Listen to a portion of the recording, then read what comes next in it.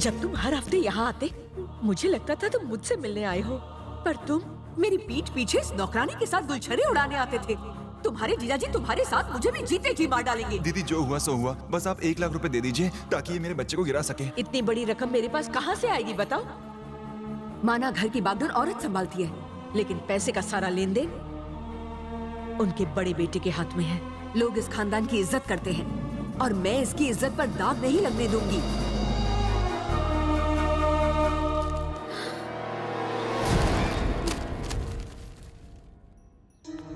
इतना पैसा तेरे पास कहां से आया? चोरी चकारी करनी शुरू कर दी है? नहीं साहब। तो बता इतना पैसा आखिर तुझे किसने दिया? मैं तुझसे कुछ पूछ रहा हूँ। पैसे मैंने दिए थे पिताजी। क्यों दिए? अबॉर्शन कराने के लिए पिताजी। ए, तू क्या खड़ी खड़ी सुन रही है? पैसे उठाओ, निकल यहाँ से।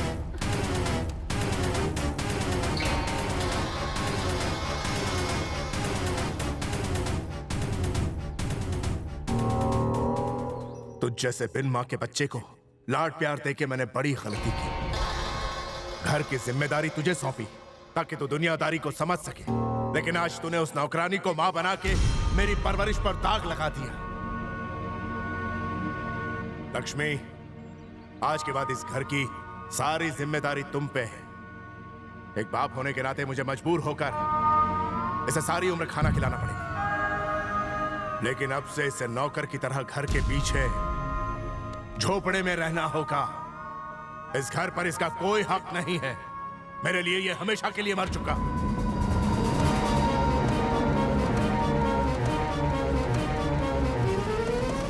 दीदी, सांप भी मर गया और लाठी भी नहीं टूटी। मेरे बेटे को नीचे उतारो।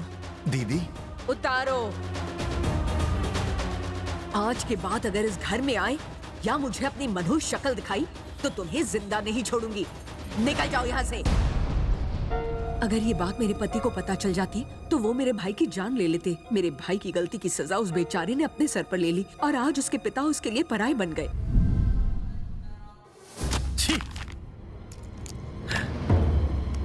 सुनने में आया है कि सोशल वर्कर हरिश्चंद्र प्रसाद अपनी सारी दौलत स्टील फैक्ट्री लगाने में फूंक रहा है। वो सब कुछ दांव पर लगा रहा है और सुना है कि बाहर से बढ़िया मशीनरी मंगवा रहा है। जमीन देने के लिए उसने हमें अर्जी लिखी है। आज वो जमीन तेरे हाथों से खिसक कर उसके पास जाने वाली है। वो जमीन जिसपे तू सालों से राज करता आ रहा है। वो लोगों की मदद करने की नियत से राजनीति में उतर रहा है। अगर वो जीत गया ना तो तेरा दबदबा खत्म और मेरी कुर्सी हमेशा के लिए छिन जाएगी। उसे आज की राजनीति की रत्ती भर भी समझ नहीं है। वो नहीं जीतेगा। ऐसा तुझे लगता है? लोग उसे भगवान की तरह पूछते हैं। उसे हराना मुश्किल है। तो ठोक देते हैं उसे। सोशल वर्कर्स और एक्टर्स लोगों को राजनीति में नहीं पड़ना चाहिए और अगर वो फिर भी इसमें कदम रखे तो उनके पैर काट देने चाहिए। ऐसी दर्दनाक मौत दूंगा कि उसकी रूह तक कांप उठेगी।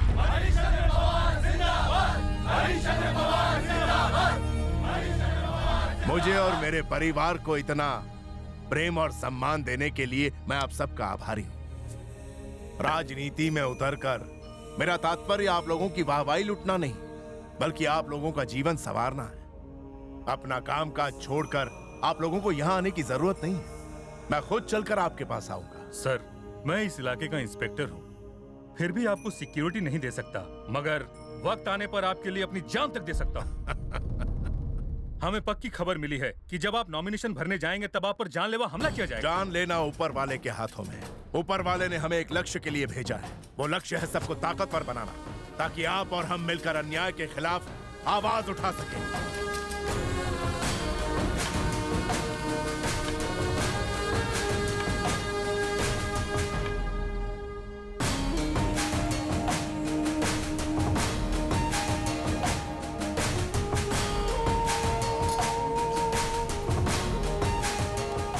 मेरे साथ सिर्फ ड्राइवर और एक गवाह जो पेपर्स पर साइन करेगा। उसके अलावा इलेक्शन ऑफिस में और कोई नहीं जाएगा। सुनिए, लोग आपके साथ आना चाहते हैं लेकिन आप सबको मना कर रहे हैं। कोई बात नहीं, लेकिन कम से कम आज तो अपने बड़े बेटे को अपने साथ ले जाइए। लक्ष्मी, मैं इस रिश्ते को सालों पहले खत्म कर चुका हूँ। ना वो मेरा बेटा है और ना ही मैं उसका बाप।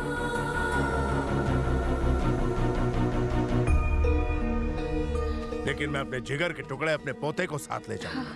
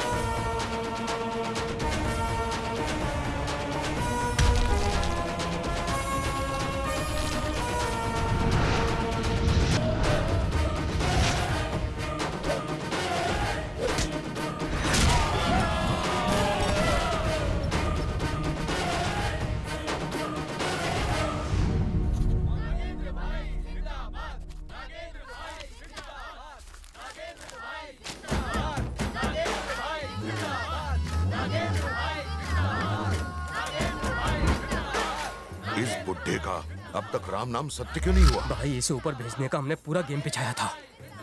पता नहीं साला लोचा किधर हो गया।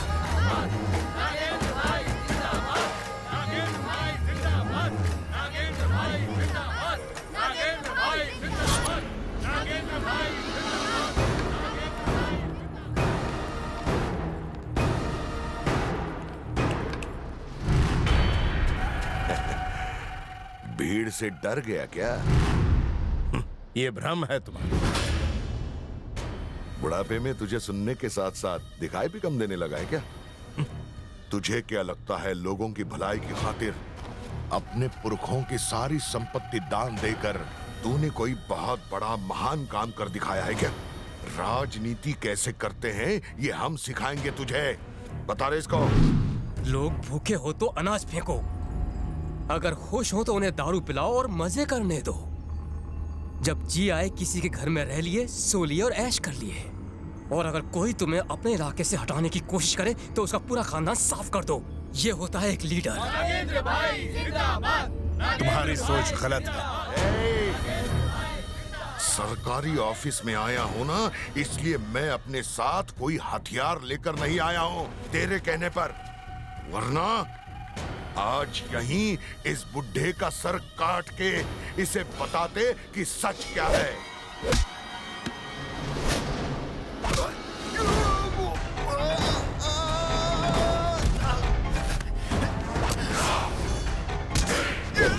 मुझे छोड़ दीजिए सर, मेरा परिवार सिर्फ आपकी वजह से ही जिंदा है। अगर आप जीते तो ये पूरा शहर खुशहाल हो जाएगा। इस कमीने के जुल्म को खत्म करने का इससे अच्छा मौका मुझे फिर नहीं मिलेगा।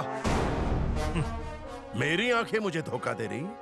अगर मेरी आंखें मुझे धोखा देती ना तो अब तक तेरा राम नाम सत्य हो चुका होता। ये जिंदा रहा तो आपको जीतने नहीं देगा। मैं मार दूंगा इसे ताकि आपको जीतने से कोई रोक ना सके।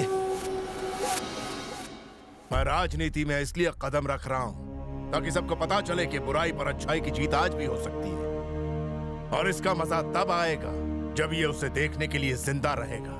जब ये तुझे मारने के लिए आया तब तेरे पीछे खड़ी ये भीड़ तुझे बचाने के लिए एक कदम आगे नहीं आई। लेकिन जरा देखिए, अपने लोगों की जिंदगी बनाने के लिए तुझे रास्ते से हटाने आया था। शायद आज तेरा दिन अच्छा है। अच्छे कर्म उसे कहते हैं जो युगों युगों तक याद रहते हैं। एक सच्चा आदमी जब हथियार उठाता है तो क्रांति आ जाती है। क्या बोला था तूने? लोगों के सामने अनाज फेंकेगा? कई सालों से तू सरकारी जमीन पर अपना हक जमा कर बैठा हुआ है और वहां राज कर रहा है। मैं उसी जमीन पर एक स्टील फैक्ट्री बनाऊंगा, वहां के हर एक आदमी को उसमें नौकरी दूंगा और इतना काबिल बनाऊंगा कि वो तेरे फेंके हुए अनाज को एक नजर देखेंगे तक नहीं। मैं इन्हें इस कदर सुधारूंगा कि वो तेरी शराब को छुएंगे तक नहीं।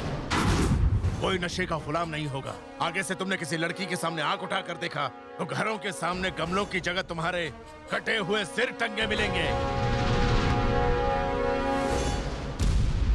जिस जगह प्यार होता है उसके आगे कोई जातिवाद नहीं टिक पाता।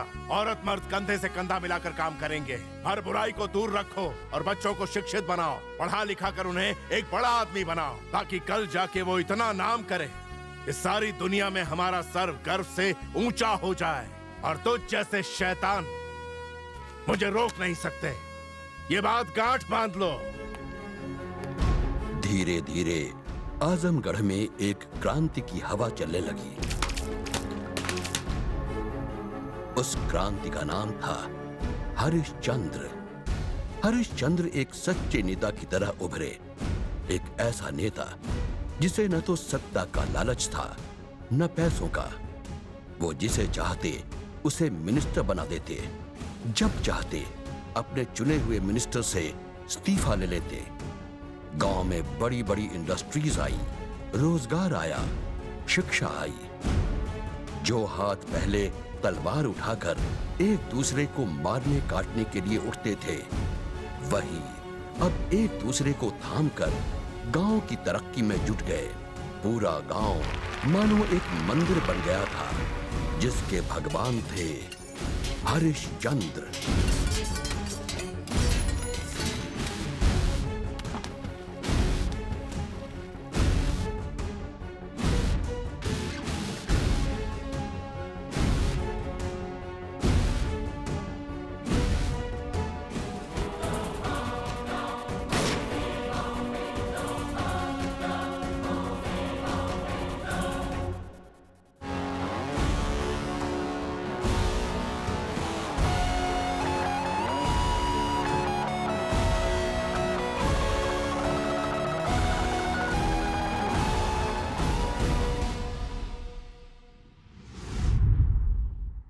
डॉक्टर, अर्जेंट केस है, ब्लीडिंग बहुत हो रही है। इसकी ड्रेसिंग कर दो। Okay sir. सर, ये मेडिसिन की लिस्ट है, बगल के मेडिकल शॉप से ले आइए, जल्दी कीजिए।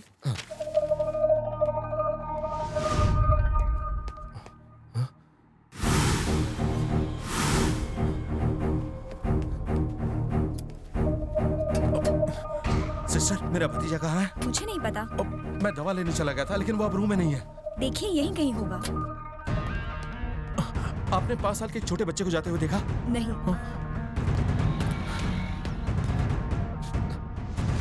लोहा गर्म था और मैंने हथौड़ा मार दिया, जिंदगी भर का जख्म दे दिया।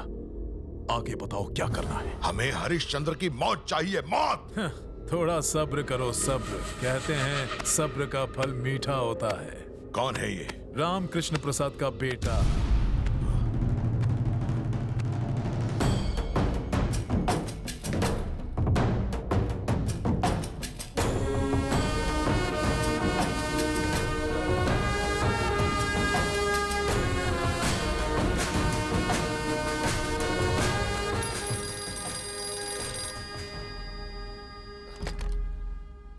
हेलो।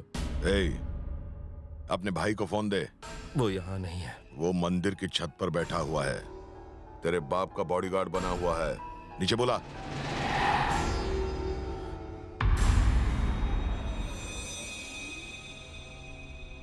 अरे जल्दी बुला। अगर देर कर दी तो तेरे भतीजे को हमेशा के लिए सुला दूंगा।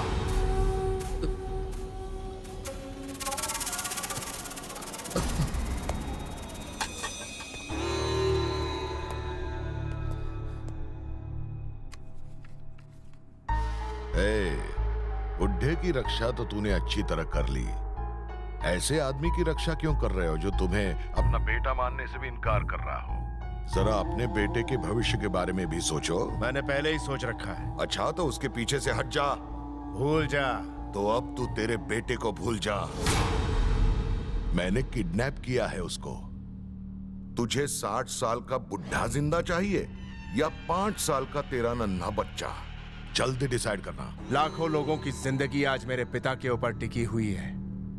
अगर इसके लिए मुझे अपने बेटे की बलि भी चढ़ानी पड़ी तो मैं पीछे नहीं हटूंगा। मार दो उसे।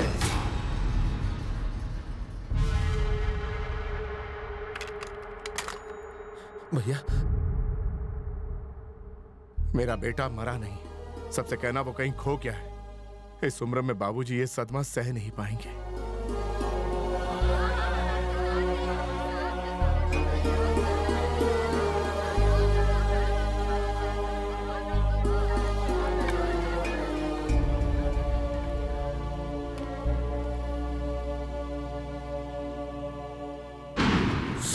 साल बाद मैं एक अनाथ हूं। आजा।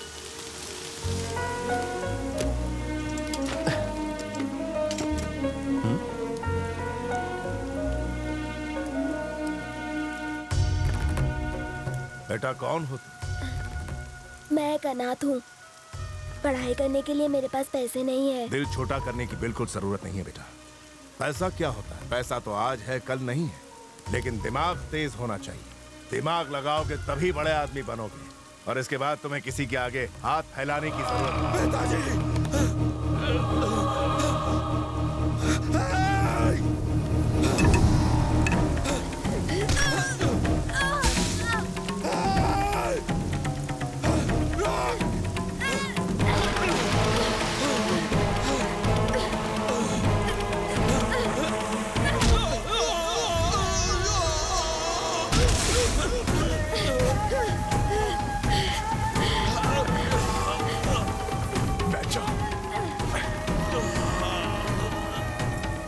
पिताजी, हे भगवान, ये क्या हो गया?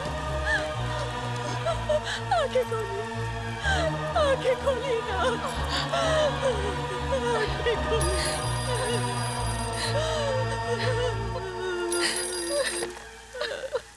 क्यों रे, आंसू बहा रहा है? सालों पहले अगर तेरा बाप मेरी जिंदगी बर्बाद करने के लिए राजनीति में नहीं उतरता, तो आज तुझे ये दिन देखना नहीं पड़ता। अब मैं तुझे जो बताने वाला हूं उसे सुनकर तेरे होश उड़ जाएंगे। मैंने तेरे बाप को नहीं मारा, तेरे अपने खून से उसे मरवाया। अब तेरे इस कातिल बेटे के हाथों में तेरे पूरे परिवार को मरवाऊंगा। 20 साल बाद नागपुर सेंट्रल जेल।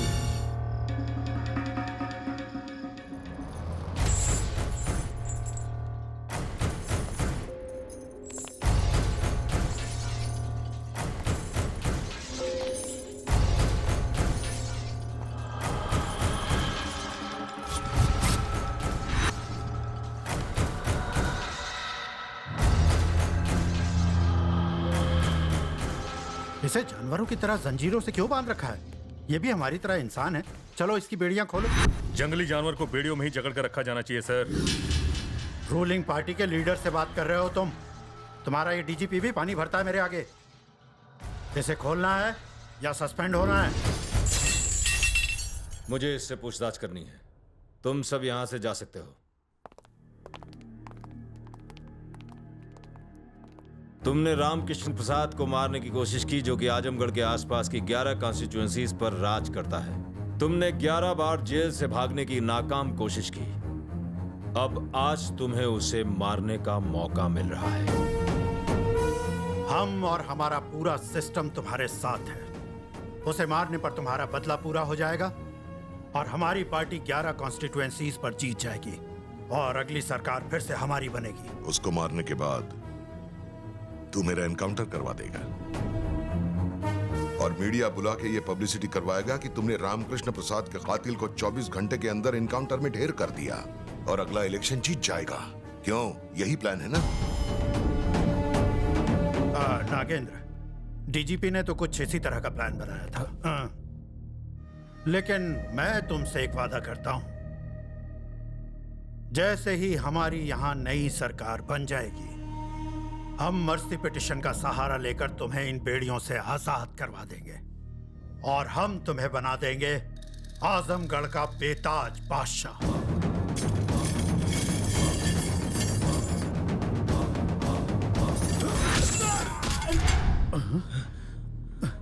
तुम रामकृष्ण प्रसाद को मारने का प्लान बना रहे हो और सिक्योरिटी में उसी के आदमी को रखा हुआ है।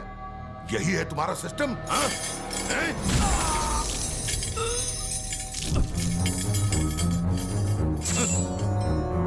आजमगढ़ में रामकृष्ण प्रसाद को कोई हाथ तक नहीं लगा सकता। दफा हो जाओ। नागेंद्र, रामकृष्ण की भतीजी कल नासिक जा रही है। तुम कहो तो उसे वहीं उठा ले। जो आदमी दूसरों के लिए कुछ भी कर सकता है, वो अपने परिवार की सुरक्षा के लिए वहां जरूर आएगा। अगर तुम उसे आजमगढ़ के बाहर ले आए तो बाकी मुझ पर छोड़ देना कि उसे ऊपर कैसे पहुंचाना है।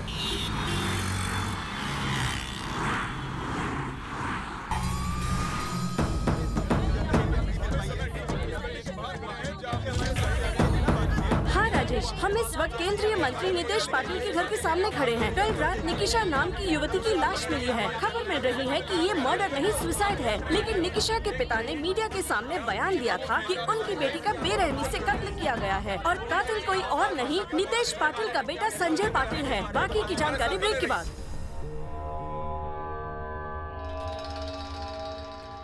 ये कौन है? जिस लड़की का खून हुआ है उसके पिता, आपके पापा ने उन्हें यहाँ बुलाया है।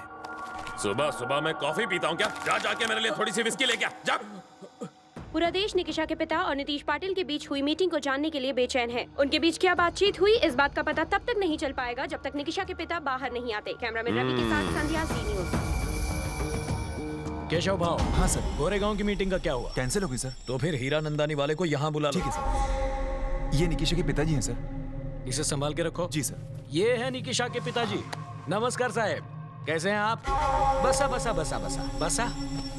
आयुष्मान भव। ये गाढ़वा बड़ों के सामने पैर फैलाकर नहीं बैठते। देखिए ना साहब, अपनी बिटिया के साथ भारी अन्याय हुआ है और ये मीडिया वाले ऐसे प्रमोट कर रहे हैं जैसे कोई फिल्म स्टार। संजय अमेरिका में पढ़ता है। वहाँ के लोग तो शादी से पहले ही डेट पर जाते हैं, घूमते हैं। अब वहाँ की हवा लग गई इसे भी।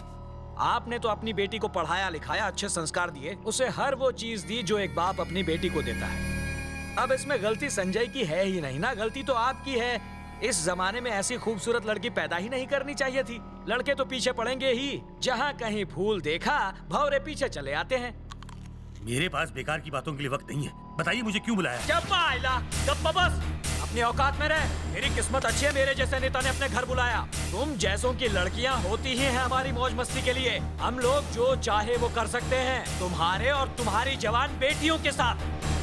साल्या मीडिया में बयान देकर खुद को बहुत बड़ा हीरो समझ रहा है। कुछ नहीं होगा इस कवरेज से। इस देश में न्याय नाम की चिड़िया जिसे अपनी बेटी के लिए ढूंढ रहा है वो कहीं नहीं मिलेगी। एक बात समझ ले तूने क्या सोचा? 20 साल से जमाई हुई मेरी इस राजनीति की दुकान को तू एक ही दिन में बंद करवा देगा? हलवा समझा है क्या? घुसेड़ दूंगा कुत्रिया। तेरी बेटी के पास पहुंचा दूंगा तुझे भी। केशव भाव। जी सर। चल पकड़िए चेक, पूरे 50 लाख का है। जिस मीडिया के सामने तूने मेरे बेटे को नंगा किया था, उसी मीडिया के सामने जाकर उसे कपड़े पहना। चल गए? नहीं लेगा? अरे इसकी बड़ी बेटी दिखने में कैसी है? वो तो उस मरी हुई से भी ज्यादा माल है पप्पा। अक्कल आली तुला। इसको फिक्स डिपॉजिट में डाल, बुढ़ापा आराम से कट जाएगा। चल निकल। आयुष्मान भवा। केशव भाव। जी सर। जरा कान साफ कर लो। उस न्यूज चैनल वाले को बुला लो। सर प्लीज बताइए, आप मंत्री जी से मिलने क्यों आए थे? आपको मंत्री जी ने क्यों बुलाया था? क्या आपको न्याय मिलने की उम्मीद है? बताइए। उनका कहना है कि संजय के अंदर कोई बुरी आदत नहीं है। आपका इस बारे में क्या कहना है? बताइए ना सर। मैं आपके सामने सब कुछ सच सच कहना चाहूंगा। मेरी बेटी बिगड़ गई थी। रात भर पब में घूमना, उसे नशे की लत लग गई थी। उसी नशे की हालत में उसने आत्महत्या कर ली। खैर अब तो मेरी बेटी वापस नहीं आ सकती, इसलिए मैंने सोचा क्यों ना उसकी मौत से थोड़े पैसे कमा लिए जाए, अमीर बना जाए। इसलिए मैंने मिनिस्टर के बेटे पर गलत इल्जाम लगाया। देखा आपने, एक मिडिल क्लास आदमी ने अपनी औकात दिखा दी। उसने अपनी बेटी की मौत से भी पैसा कमाने का मौका नहीं छोड़ा। बेचारे उस सीधे साधे मिनिस्टर के बेटे पर इल्जाम लगा दिया। एक बार फिर यह साबित हो गया कि गरीब अमीर की दौलत और नाम से जलते हैं। Over to studio. Party worker celebrate कर रहे हैं। अरे दरवाजा बंद कर रहे। MDTV की तरफ से आपको congrats sir. Thank you sir. क्या मैं आपसे एक पर्सनल सवाल पूछ सकता हूँ? सर प्लीज मना मत कीजिएगा। पूछो ना। सुना है आपका हट्टा कट्टा बेटा नामर्द है। मैं नहीं कह रहा हूँ, सुना है मैंने। कितनी बुरी बात है। अब आप ही बताइए, एक नामर्द रेप कैसे करेगा? आप जनता को सच बताइए ना सर। जिस साले ने ये खबर दिखाई है उसकी बहन को भेज मेरे पास। फिर देखना भरी मीडिया के सामने मैं बता दूंगा मर्द कौन है और नामर्द कौन है।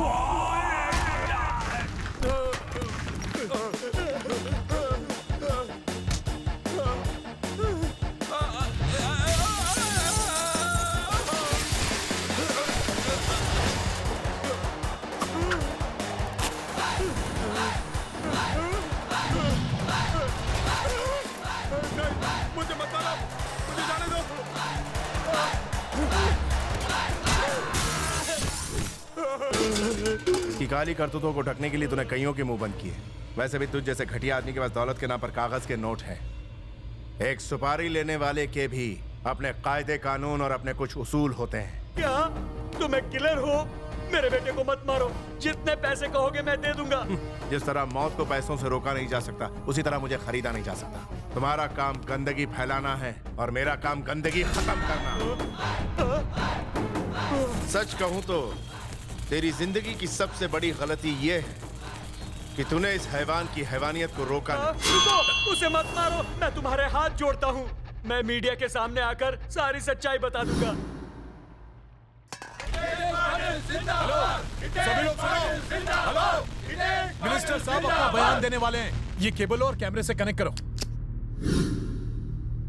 महाराष्ट्राच्या जनतेला माझा नमस्कार। मेरे बेटे संजय पाटिल ने निर्दोष निकिशा का रेप करके उसकी हत्या की थी। निकिशा के पिताजी को बुलाकर उन्हें डरा धमकाकर मीडिया के सामने गलत बयान देने पर मैंने मजबूर किया था, लेकिन अब मेरी आंखें खुल गई हैं। मेरे बेटे ने जो अपराध किया है उसमें उसका साथ दिया, इसलिए मैं भी अपराधी हूँ। मैंने इस अपराध के लिए खुद को सजा दी है। इतना ही नहीं, मैंने अपने बेटे को भी सजा दी है।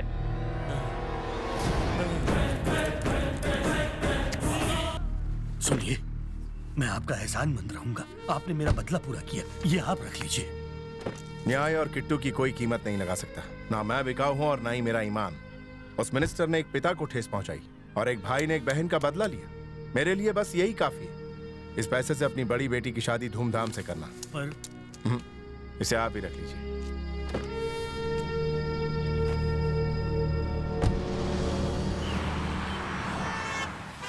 चाहे कोयले की खान में हो या ईश्वर के गहनों में, हीरा हीरा होता है।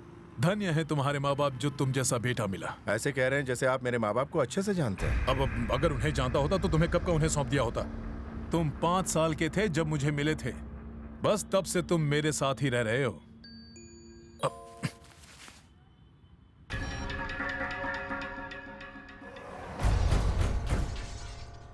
रामकृष्ण प्रसाद को मारने का वक्त आ गया।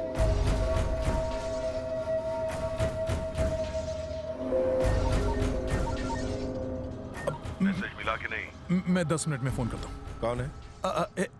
पुराना दोस्त है।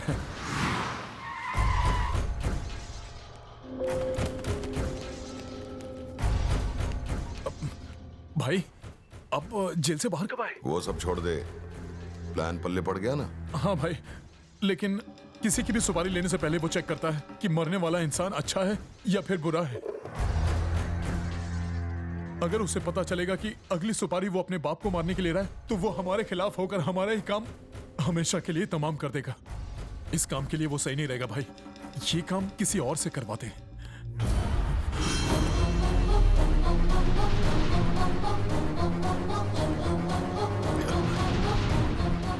दोस्त था, बचपन का दोस्त। चाय, थैंक्स।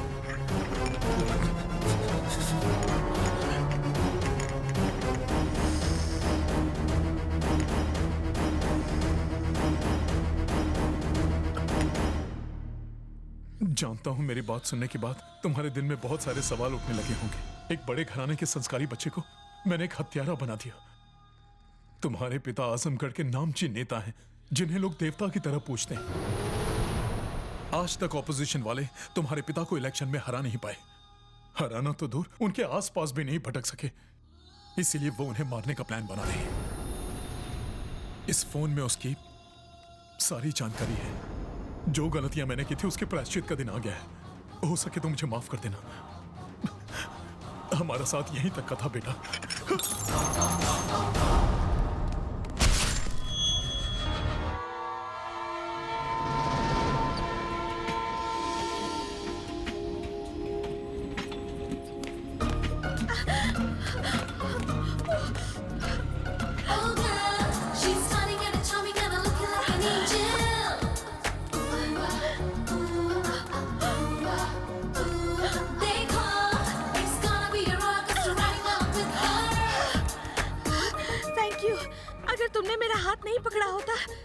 ट्रेन मिस हो जाती है। अगर मैंने तुम्हारा हाथ नहीं पकड़ा होता तो मैं तुम्हें मिस कर देता। क्या? मतलब अगर सही वक्त पर हाथ नहीं पकड़ता तो मेरी लाइफ की पटरी में तुम एंट्री नहीं मारती। Excuse me.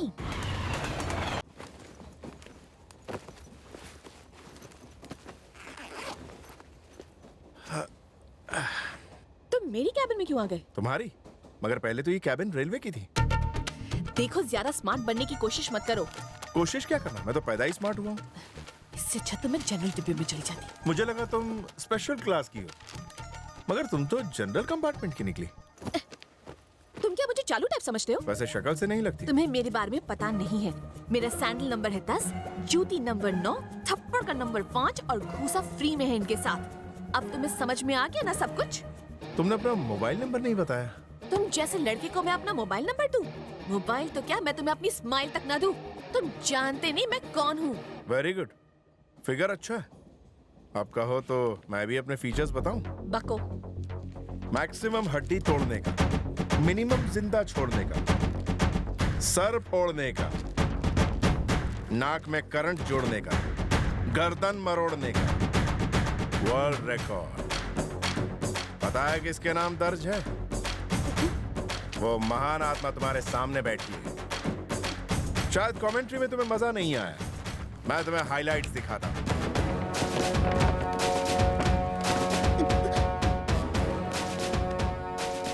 इन लोगों ने तुम्हारा क्या बिगाड़ा है? ये हीर रांझे की औलाद मजनू गैंग है। आशिकी में डिप्लोमा करने के बाद कॉलेज जाने वाली लड़कियों पर प्रैक्टिकल कर रहे थे। जब मैंने उन्हें मना किया तो मुझे शेर सुनाने लगे। फिर मैंने उन्हें शेर का पंजा दिखा दिया। ये लड़की कौन है और इसकी नाक पे इतना गुस्सा क्यों है? सोनिया। धांसू है ना? पब्लिक में मारधाड़ करने के लिए उसने मेरे खिलाफ पुलिस कंप्लेंट करके मुझे जेल करवा दी। जब सच्चाई का पता चला तो उसे गलती का एहसास हुआ और उसने मेरी बेल करवा दी। फिर उसने सॉरी बोला होगा? हाँ बोला, और मैंने उसे माफ कर दिया। तब तो वो बहुत खुश हुई होगी। वो तो खुश नहीं हुई, पर तुम बड़ी खुश लग रही हो। ओहो, बताओ ना फिर क्या हुआ? खुद ही देख लो।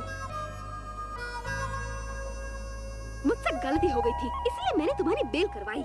इसके अलावा हमारे बीच और कुछ नहीं है। मेरे ज्यादा पास आने की, मुझसे दोस्ती करने की, प्यार दिखाने की या मेरी बेमतलब तारीफ करने की कोई जरूरत नहीं, समझ गए?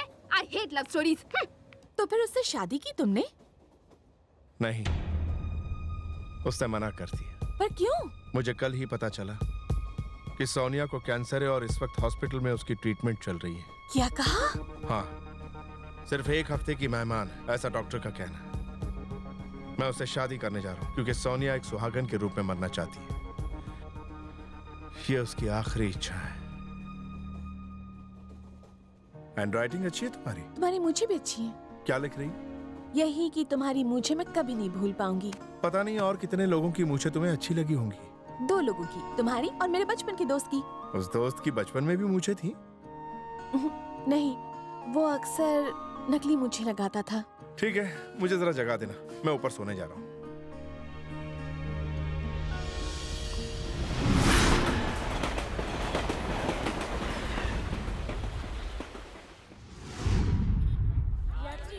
अरे सुनो, हेलो, एक्सक्यूज मी। हाँ मेरी एक छोटी सी रिक्वेस्ट है। हाँ बोलो ना। अगर तुम्हें बुरा न लगे तो मैं तुम्हारी शादी में चलूं? रात को अच्छी तरह सोई तो थी ना तुम? रात को बहुत अच्छी नींद आई, तभी तो सुबह फ्रेश हूँ। रात को तुम मुझसे डरी हुई थी, तो मैंने तुम्हें एक चटपटी मसालेदार फिल्मी कहानी सुना दी ताकि तुम मेरे साथ कंफर्टेबल हो सको। बाय। हाँ, 1 मिनट।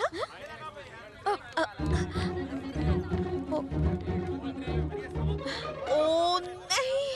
अरे पूजा, तुम किसे ढूंढ रही हो? तुम्हें भी अभी आना था, थोड़ा ट्रैफिक में नहीं फंस सकती थी? तुम्हारी वजह से मेरे बचपन का दोस्त चला गया। मेरे अलावा और कौन तुम्हारा बचपन का दोस्त है? अरे वो मुझे ट्रेन में मिला था, बिल्कुल मेरे अंकल जैसी शक्ल थी उसकी, वही आंखें, वही होंठ। मुझे लगता है वो मेरे अंकल का बेटा जो बचपन में खो गया था। ओहो, फिर से वही स्टोरी रिपीट टेलीकास्ट शुरू मत करो प्लीज। 25 साल से हम उसी लड़के को ढूंढ रहे हैं। अब तो हर लड़का हमें वही लगता है। बहुत हो गया तुम्हारा मजाक, हमारी फ्रेंडशिप आज से ओवर। मेरे सारे गिफ्ट लौटा दो। अब छोड़ना, गुस्सा क्यों करती है? सॉरी यार।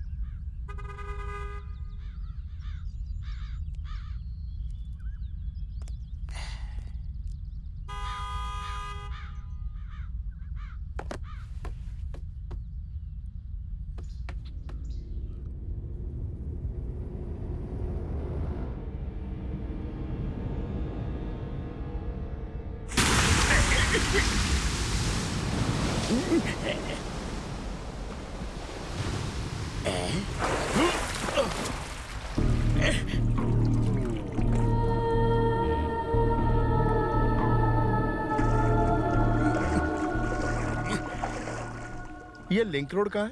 Link road? वो क्यों? बस पकड़नी है। बस पकड़ने के लिए इतनी ऊपर से क्यों टपके? मेरी शिप का इंजन गर्म हो गया था, ठंडा करना था। भाई तुम आए कहाँ से हो? मैं मंगल ग्रह से आया हूँ। वहाँ भी टायर वाली गाड़ियाँ चलती हैं? चलती नहीं है, उड़ती है, तुम्हारे होश की तरह। इसका मतलब तुम एलियन हो, दूसरे ग्रह का वासी। अब लिंक रोड का रास्ता बताओगे? Thank you.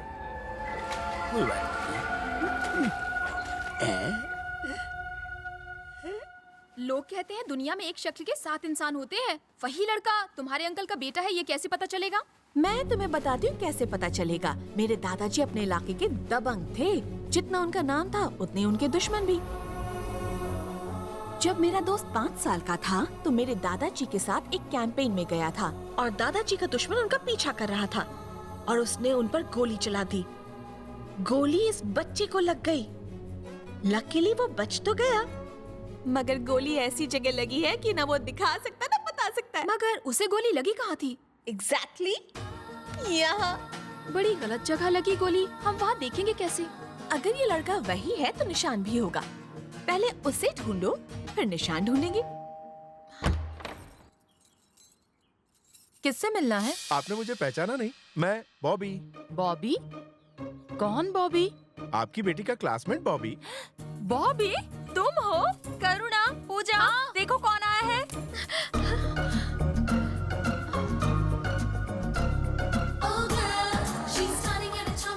पहचाना नहीं? यही वो बॉबी है। बचपन में इसी ने तुम्हारे पापा की मूंछ उड़ाई थी। कितना बड़ा हो गया है बॉबी। तुम सच में बॉबी हो? हाँ।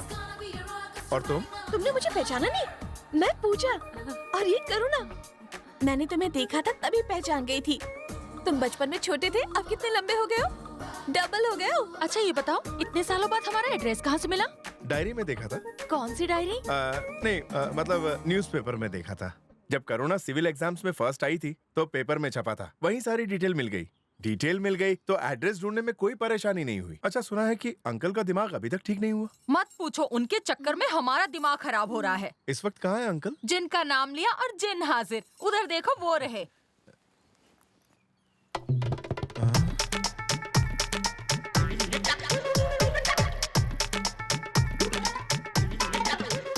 अरे ऐसे दूर से क्या घूर रहे हो? कभी आदमी नहीं देखा? ये करुणा का दोस्त है। जाओ जाके गेस्ट रूम को साफ कर दो और उसके बाद जाके बर्तन और कपड़े भी धो देना।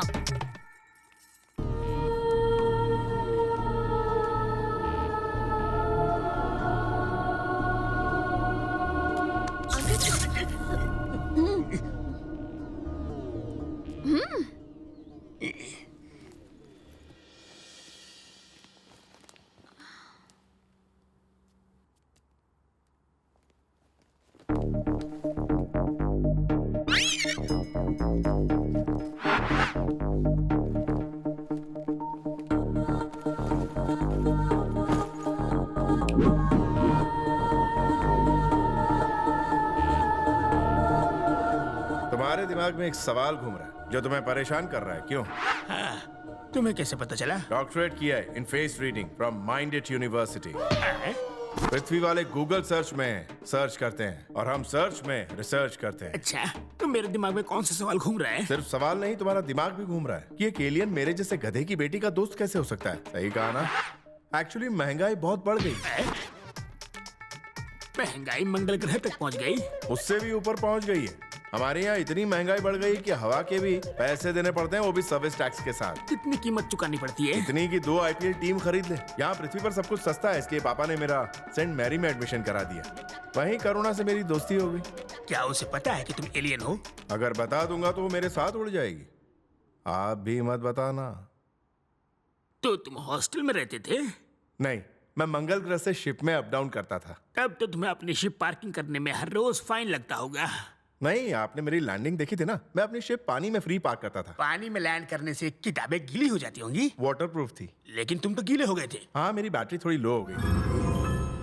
मेरे इंजन में पानी घुस गया, बाहर जाइए। पानी घुस गया है तो मैं बाहर क्यों निकलूं? मेरे अल्ट्रावायलेट रेज इतने पावरफुल है कि अगर वो तुम पर पड़ गए तो तुम अंधे, बहरे और लूले हो जाओगे और बाकी की तरह रिवर्स गियर में जाकर तुम डेढ़ फुटिए हो जाओगे।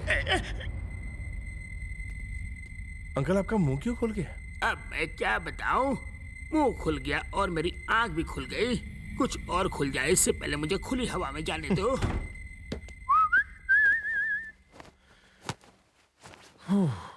अरे अरे रुकिए रुकिए। क्या हुआ? इस बाथरूम का नल थोड़ा खराब है, दूसरा बाथरूम यूज कर लीजिए। कहाँ है दूसरा वाला? उधर। मुझे बहुत डर लग रहा है। कोई हॉरर फिल्म नहीं, निशान ही तो देखना है।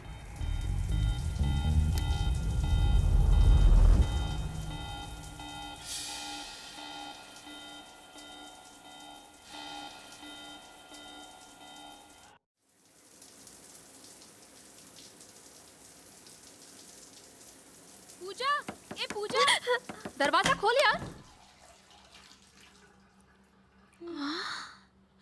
अरे ये क्या हाल बना रखा है?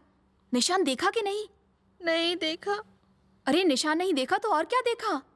अक्सर लोग शावर की तरफ मुंह करके नहाते हैं ना, बॉबी दरवाजे की तरफ मुंह करके नहा रहा था।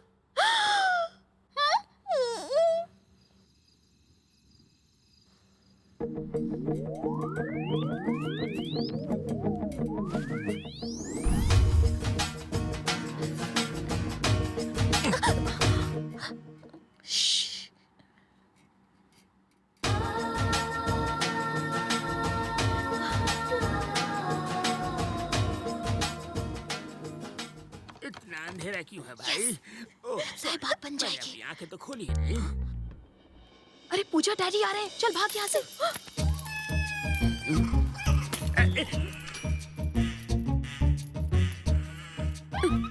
डेटा केबल लगा कि ऑनलाइन है और मार्स में चैटिंग कर रहा है। अभी वाइफ को अपडेट करके इसे शट डाउन करता हूँ।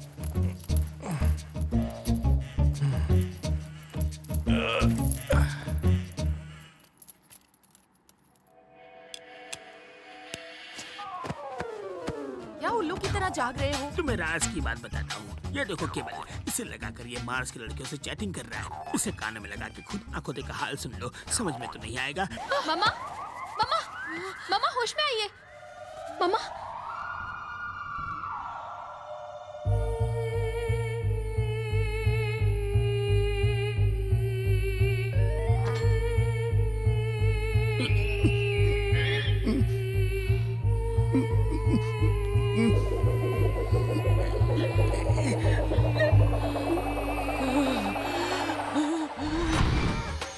तुम्हारा दिमाग है कि चाइना का माल?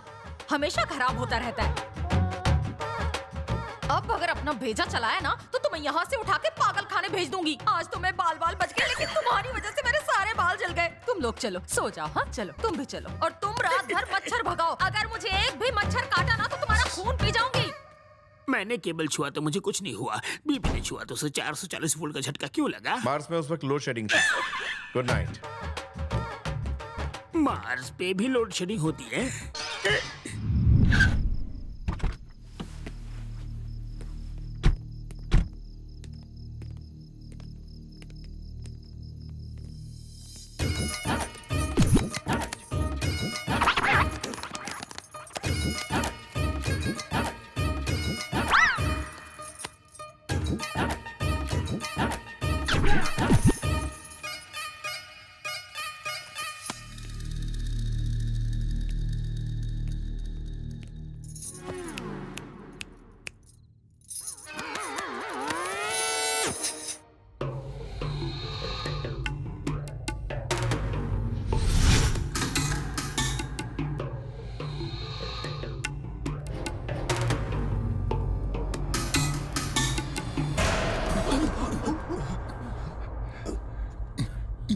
ऊपर से गिरने के बाद भी ये ऊपर नहीं पहुंचा। हाँ यार, 3 मगरमच्छ मर गए जिनके ऊपर ये गिरा था।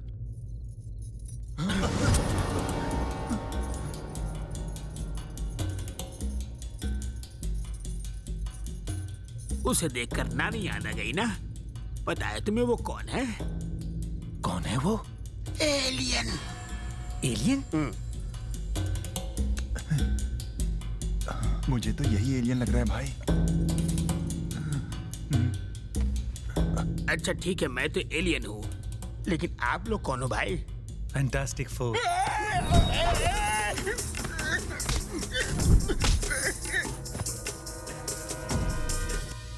कहाँ गया वो?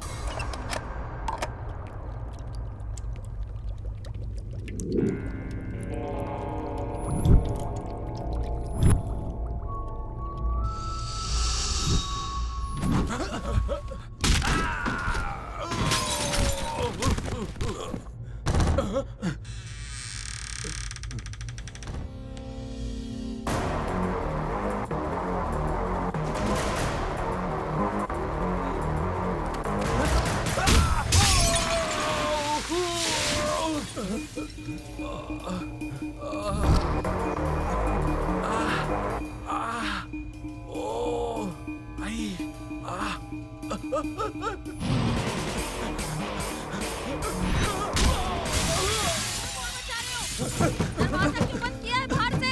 खोलो इसे। आखिर हो क्या रहा है बाहर? खोलो।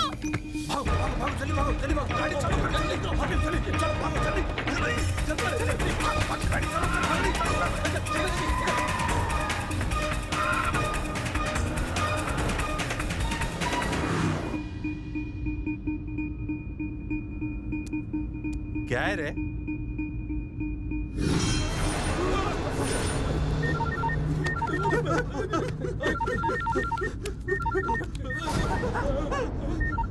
क्यों बे, काम खत्म हुआ कि नहीं? इतनी क्या जल्दी? अभी काम तमाम करके आपको खुशखबरी देता हूँ। ये आवाज कैसी थी? ये आवाज तेरी तबाही का आगाज है। कौन है तू? वही जो तेरी मौत का कारण बनने वाला है, या यूं समझ ले कि वही जो तेरी मौत बन के आया है। जिसे भेजना है भेज दे, चाहे तो खुद आ जा। मैं तेरी वो हालत करूंगा, तेरी साथ कुछ से देख के हिल जाएंगी, थर-थर कांपने लगेंगी। लड़की को किडनैप कर लिया? नहीं, हम तीनों के अलावा कोई चौथा भी हमारे प्लान के बारे में जानता है, और मैं अच्छे से जानता हूँ वो चौथा शख्स कौन है। इस बार तो उसने लड़की को बचा लिया, लेकिन वो हमारा प्लान किसी को नहीं बता पाएगा। मुझे जेल से निकालने का बंदोबस्त करो जल्दी। रामकृष्ण प्रसाद के बाप के मरने की बरसी है। अगर हम उसमें शरीक हुए तो लोगों के दिल में हमारे लिए इज्जत बढ़ जाएगी, और अगर उस दौरान वो मर गया तो कोई हम पर शक नहीं करेगा। मैं तो तुम्हारे पागलपन से तंग आ गई हूँ। क्या तोड़-फोड़ मचा रहे हो? दरवाजा क्यों बंद किया है बाहर से? खोलो इसे। क्या चल रहा है? दरवाजा खोलो, खोलो। आखिर हो क्या रहा है बाहर?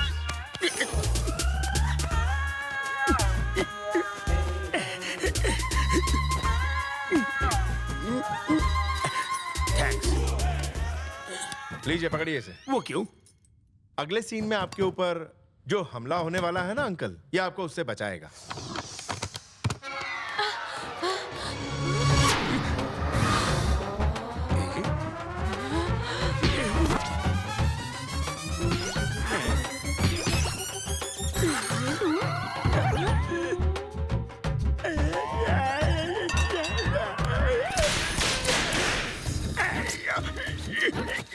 तुम्हारा दिमाग है कि चाइना का माल बार बार खराब हो जाता है। तुम्हारा तो रिप्लेसमेंट भी नहीं हो सकता। तो ऑनलाइन शॉपिंग में बेच दो ना, उसमें तो ऐसे डिफेक्टिव पीस भी बिक जाते हैं। इनको जो खरीदेगा उसे मेंटेनेंस का खर्चा भी देना पड़ेगा।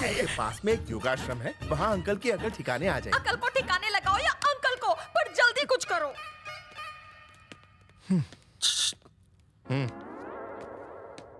कब जाना है? बड़ी जल्दी है अंकल, थोड़ा वेट कर लो।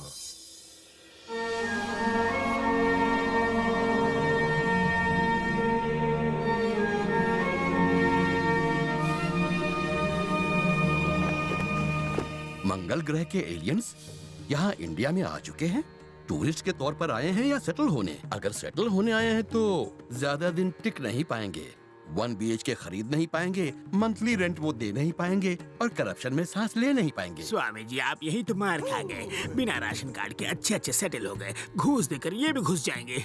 उनकी करेंसी तो डॉलर से भी बहुत महंगी है ना स्वामी जी? सच कहा बालक, अगर हमारे आयुर्वेदिक बिजनेस में वो पार्टनर बन जाए तो लाइफ सेट हो जाएगी। दूसरे बाबा की तरह आप भी मुझे फ्रॉड लग रहे हैं। अपना मुंह बंद रखो, कहीं भी बकबक शुरू कर देते हो। ये जो तुम्हारा भेजा है ना, इसमें सिर्फ भूसा भरा हुआ है। इसे ठीक कर दो या तो कोई इसे अच्छा दिला दो। तुम टेंशन मत लो बेटी, ये योगा से ठीक हो जाएगा। योगा करना है स्वामी जी, पहले क्यों नहीं बताया? मुझे तो लगा था कि आप झटके देंगे। जैसा योगा करना है करूँगा, मगर सच्चाई यही है कि ये एलियन है। योगा करना है ना? बालक, चलो।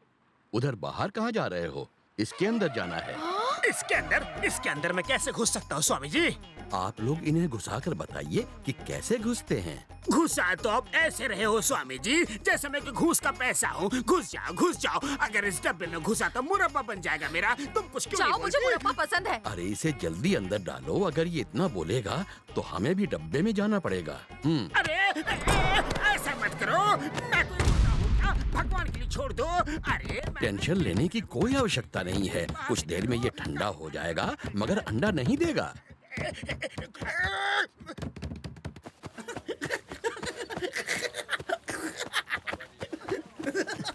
How much? 100 rupees, sir. Okay.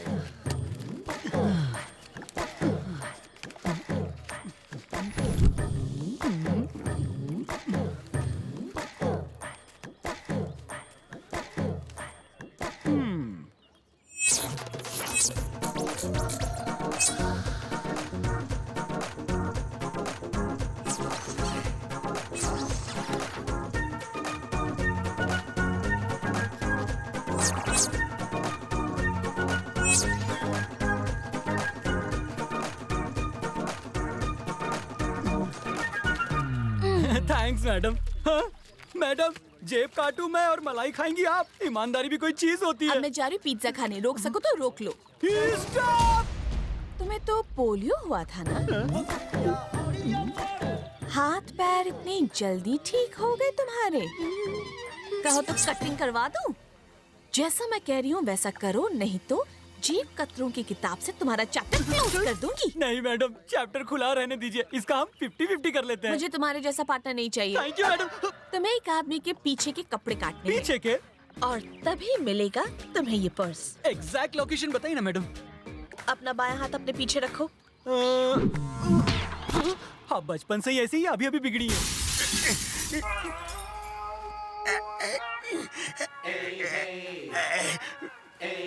कैसा महसूस कर रहे हो? अब मुझे समझ में आ गया स्वामी जी, एलियन अपने यहाँ नहीं आ सकते।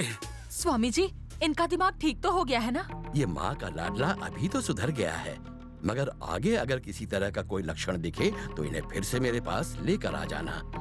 अगली बार इससे भी छोटे डब्बे में बिठाकर इलाज होगा। जी स्वामी जी। नहीं स्वामी जी, अब मैं बिल्कुल ठीक हो गया हूँ। आप कहे तो मैं कमर सीधी करके आ जाऊँ? आ जाओ। इस डब्बे ने मेरी कमर का कचूमर बना दिया है। आराम से। उसका काटना है।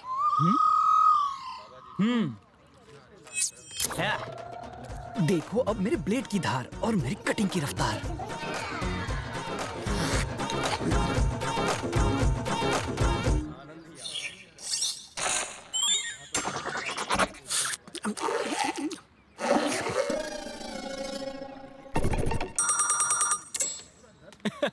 मैडम लोकेशन क्लियर है, शूटिंग कर सकती हो। तुमने गलत आदमी का बैंड बजा दिया, बगल वाले का फाड़ना था। अरे मैडम क्या लोकेशन है, क्या तिल है। आंटी, अरे तुम्हारे चेहरे का रंग क्यों उड़ा हुआ है? आंटी, वो अंकल। स्वामी जी! अरे मुझे पानी समझ के बचा लो please, save the water.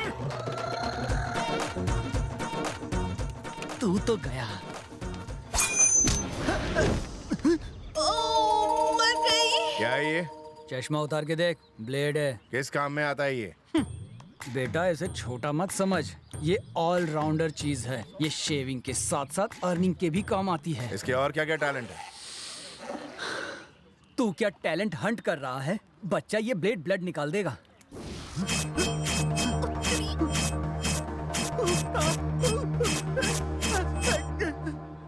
Talent आदमी में होता है, इस ब्लेड में नहीं। आप तो मेरे भी बाप निकले, मेरे साथ साथ मेरे शर्ट की भी हजामत कर डाली। ब्लेड का जो काम है उससे वही काम कर। जा सलून खोल, शेविंग के साथ सेविंग भी कर। ठीक से समझ गया ना?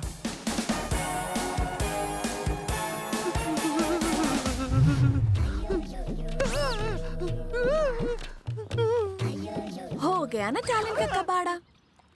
शुक्र है कि इस ब्लेड ने उसके कपड़ों को नहीं टच किया, वरना मैडम आज मेरी भी कटिंग इस कपड़े के मच्छरदानी जैसी हो गई होती।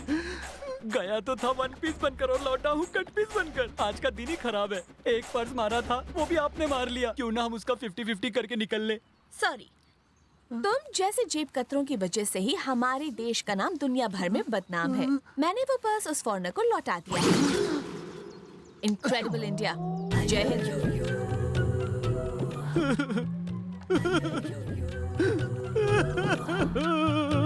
पूजा, पूजा, क्या हुआ? इतनी उदास क्यों खड़ी है?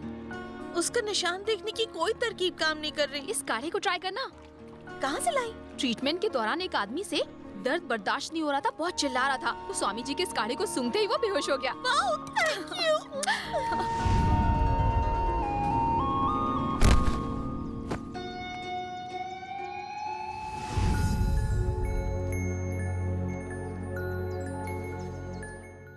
यकीन हो गया ना वो मेरे अंकल का ही बेटा है? 200%। पूजा, तुम दोनों यहाँ बैठे और मैं तुम्हें ढूंढ ढूंढ के थक गई। तुम्हारे अंकल कब से तुम्हारा नंबर ट्राई कर रहे थे। दादाजी की डेथ एनिवर्सरी है, भूल गई? हाँ, मैं तो भूल ही गई थी। यहाँ नेटवर्क कहाँ आता है? वहाँ उस तरफ जाओ। ये भी ना।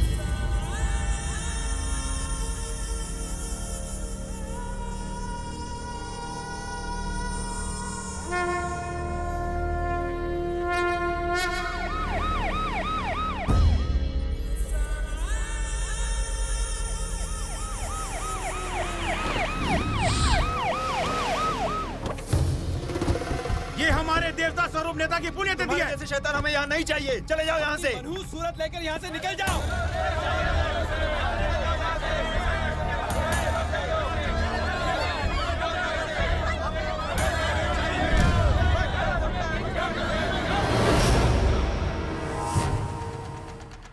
जजमान, लोगों को दिखाकर इसे जल में प्रवाहित कीजिए।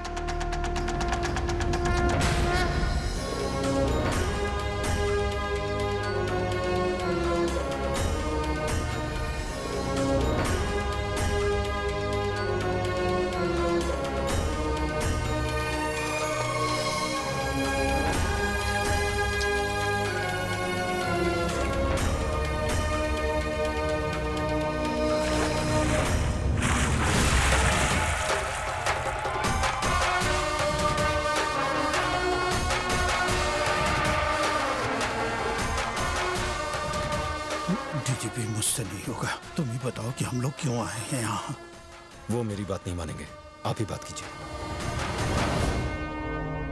मैं आपको ऐसी खुशखबरी सुनाने आया हूँ जिससे आप और यहाँ सारे लोग खुशी के मारे पागल हो जाएंगे और मैं धन्य हो जाऊंगा।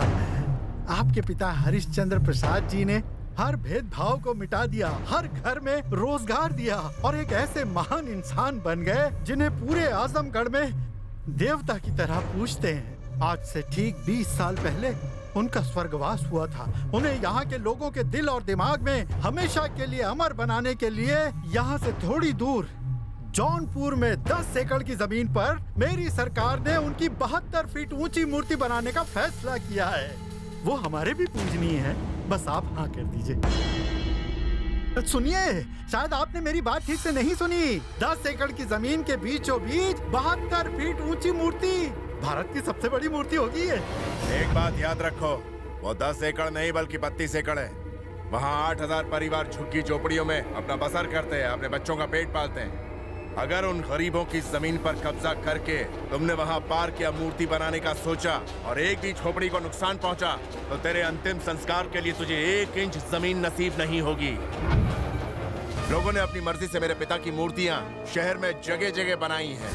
हमें और मूर्तियाँ खड़ी करने के लिए तुम्हारी भीख की जरूरत नहीं है। महान नेताओं को लोगों के दिलों में रहना चाहिए, डांबर की सड़कों और पत्थर की मूर्तियों में नहीं। अब बताओ ये मूर्ति लगाने का ढोंग तुम क्यों कर रहे हो, वरना ये भी मुझे ही उगलवाना पड़ेगा। नहीं देखिए दरअसल बात ये नहीं है, आप गलत समझ रहे हैं। ये शंकर राव का प्लान नहीं था। पार्टी हाई कमांड ने आपको खुश करने के लिए ये फैसला लिया था ताकि आप इनकी पार्टी में शामिल हो सके। वो क्या है ना, आपके उम्मीदवार पिछले 25 सालों से यहाँ से जीतते आए हैं। अगर इस बार इलेक्शन में आपने इनकी पार्टी का साथ दिया तो पार्टी हाई कमांड आपको अपनी पार्टी में बड़ी से बड़ी पोस्ट दे सकती है। पोस्ट सिर्फ नाम की चीज नहीं होती कि बस उसका बिल्ला लगाया और घूमते रहे। वो एक लीडर को दिया गया लोगों का विश्वास होता है। मैं तुम्हारी तरह विश्वासघाती नहीं हूं। मेरी जिंदगी से बढ़कर लोगों की भलाई है। लोगों को मुझ पर विश्वास है, और जो नेता लोगों की ना सोचकर अपने बारे में सोचता है वो नेता नहीं, दलाल कहलाता है। तुम जैसा दलाल जिसका ना तो कोई ईमान होता और ना ही कोई धर्म। चवन्नी चवन्नी में बिकते हैं तुम जैसे टुच्चे नेता। तुम्हारी पूरी पार्टी चवन्नी छाप नेताओं से भरी पड़ी है, यही सच है। तुम मेरी पार्टी और हाई कमांड की असली ताकत जानते कहाँ हो? अरे इन जाहिल लोगों की मदद करने का क्या फायदा? अगर आज के बाद मेरे सामने ऊंची आवाज में बात की या मेरे लोगों के बारे में कुछ भी गलत कहा,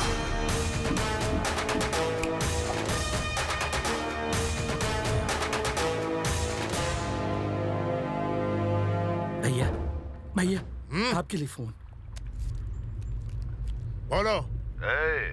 कौन बोल रहा है? मुझे इतनी जल्दी भूल गया या याददाश्त कमजोर पड़ चुकी है? तेरा बुरा वक्त अब शुरू होता है। तेरे परिवार से किसी आदमी को नहीं बख्शूंगा। तेरी भतीजी मेरे कब्जे में है। देख कैसी इज्जत की धज्जियां उड़ाता हूँ उसकी।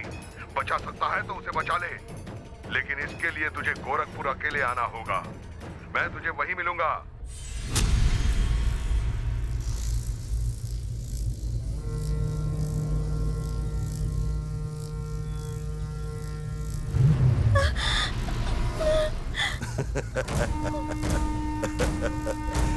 तेरी आंख खुलने से पहले ही तुझे मार देता। फिर सोचा तुझे कैसे पता चलेगा किसने मारा। तू सुपारी लेने से पहले मारने वाले की अच्छी खासी मालूमात ले लेता है ना? और मैं मारने से पहले मरने वाले को अपनी पूरी मालूमात देता हूं, फिर मारता हूं, समझे? अपना स्टाइल। तूने उसको 2 बार मरने से बचा लिया, अब बचा के दिखा। तू आजमगढ़ के टाइगर का बेटा है, कहीं तू चूहा तो नहीं है ना?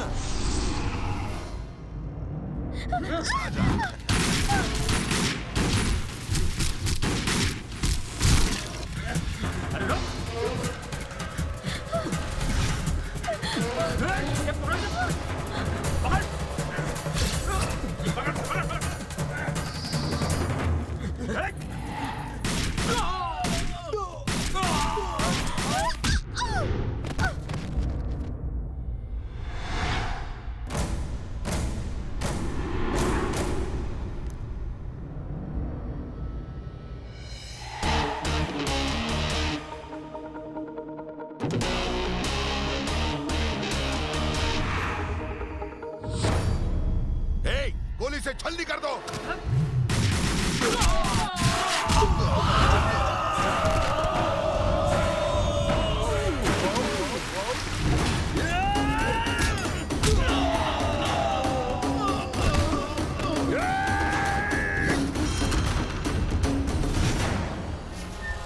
डर मत, ये गन खाली है।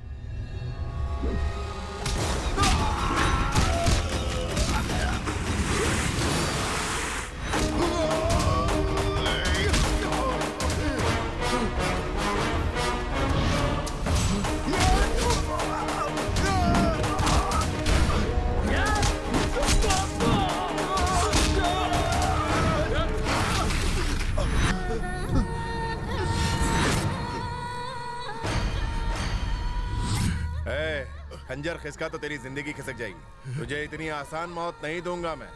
तुझे ऐसी मौत दूंगा कि मौत भी खौफ खाएगी।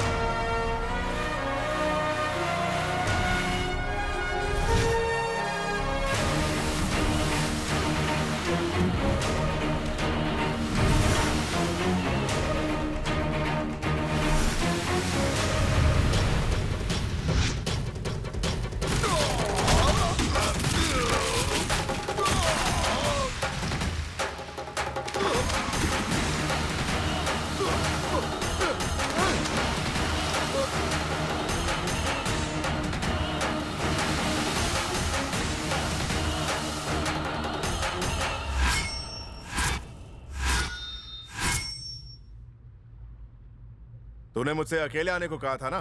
तू शायद भूल गया कि मैं अकेला ही 100 आदमियों के बराबर हूं।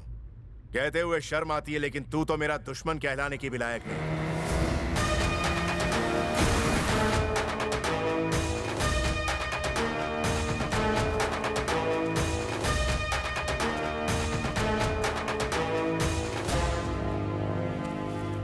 ये बता, पूजा कहाँ है? सिर पे चोट लगने की वजह से ये बेहोश हो गई है पिताजी। तेरी इतनी जुर्रत कैसे हुई कि तू मुझे अपना पिता कहे? क्योंकि मैं सच जान गया हूँ। जबान खींच लूंगा मैं तेरी। पिताजी, मैं यहाँ आपके लिए आया। नहीं, तू यहाँ मेरे रुतबे, मेरे नाम को पाने के लिए आया है। तो चाहे वाल्मीकि बन जा, तुझे मेरा नाम कभी नहीं मिलेगा। मुझे वाल्मीकि नहीं बनना। मुझे आपका बेटा बन के परिवार का ध्यान रखना है। इस परिवार का ध्यान रखने के लिए मैं अकेला ही काफी हूँ।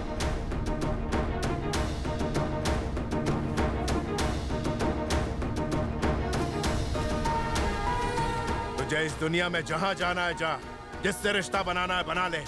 अगर मेरे परिवार से जुड़ने की जरा भी कोशिश की तो तेरी खैर नहीं। स्वामी जी, जितने दिन आपने मुझे इस डब्बे में रखा, उतने दिन अगर कोई मुर्गियों को रखते तो 10 से 12 बच्चों की अम्मा होती। अपने आप को जादूगर समझते हैं आप? जादूगर ने लुच्चे तुच्चे पाखंडी है। हे राम, ये क्या बक रहे हो? स्वामी जी के बारे में तुम ऐसी बातें कह रहे हो? स्वामी जी, लगता है इन्हें 1 महीने डब्बे में रखना पड़ेगा, तभी ठीक होंगे। मैं 1 महीना घूम लूंगी। 1 महीने क्या घूमने जाओगी? मेरे साथ आजा, तुझे फ्री में वर्ल्ड टूर करवा देता हूँ। पापा के दिमाग में शॉर्ट सर्किट हो गया है। जिसे आप एलियन समझते हैं, वो पूजा के अंकल का खोया हुआ बेटा है। पूजा के अंकल का बेटा? लेकिन कभी किसी ने बताया नहीं। फेसबुक पे अपडेट तो किया था। अरे पागल, तो ये बात पहले क्यों नहीं बताई? मैं तो स्पेस रिसर्च सेंटर को फोन करने वाला था। उन्हें शायद मुझ पर तरस आ जाता और वो मुझे अपने साथ ले जाते। आपके धरती लोग से अच्छा है कि मैं एलियन लोक में सेटल हो जाऊं। आज्ञा दीजिए। भगवान ने पहले तो अच्छे लोगों को दुनिया के कोने कोने में बनाया, फिर दुनिया को गोल बनाया, पर मेरे नसीब में ही फटीचर भेज दिया।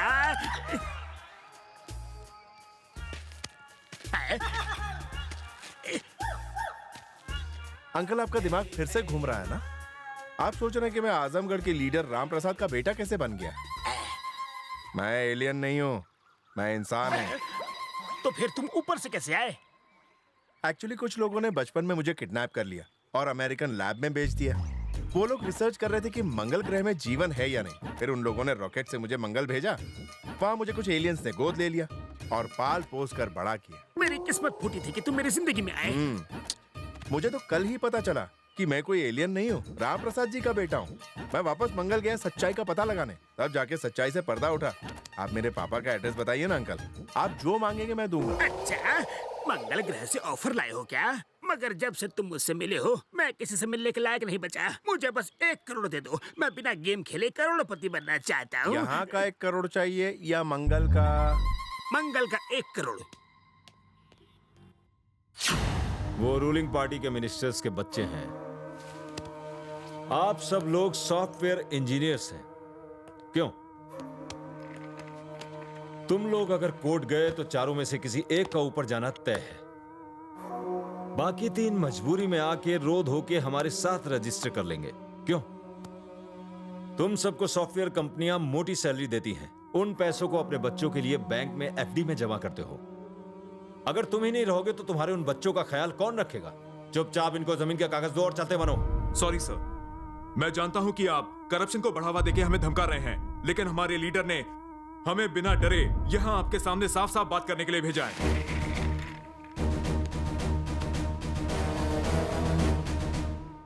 कितनी पढ़ाई की है? क्या तुम तलवार, चाकू, छुरे, गन चलाना जानते हो? ये लोग इन सारे कामों में एकदम उस्ताद हैं। बोलो ना रे।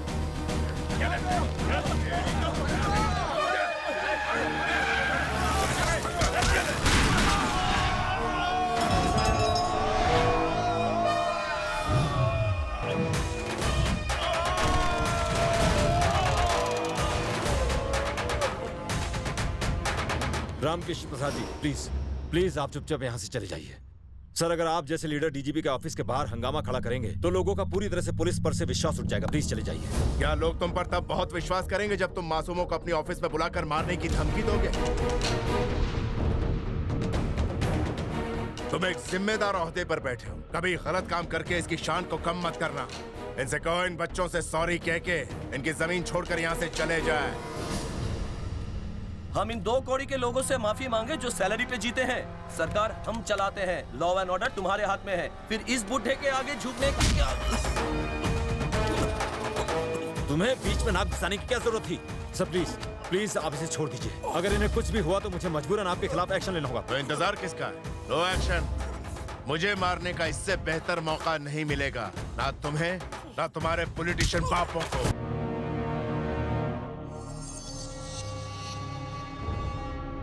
सर सर सर, मिनिस्टर साहब का फोन है। बोलिए। अरे अपनी गन नीचे करो और उसे और उन सॉफ्टवेयर इंजीनियर्स को बाइज्जत वहां से जाने दो, नहीं तो बहुत बड़ी मुसीबत आ जाएगी। जो हो रहा है पूरा शहर स्पाई कैमरे के जरिए लाइव देख रहा है।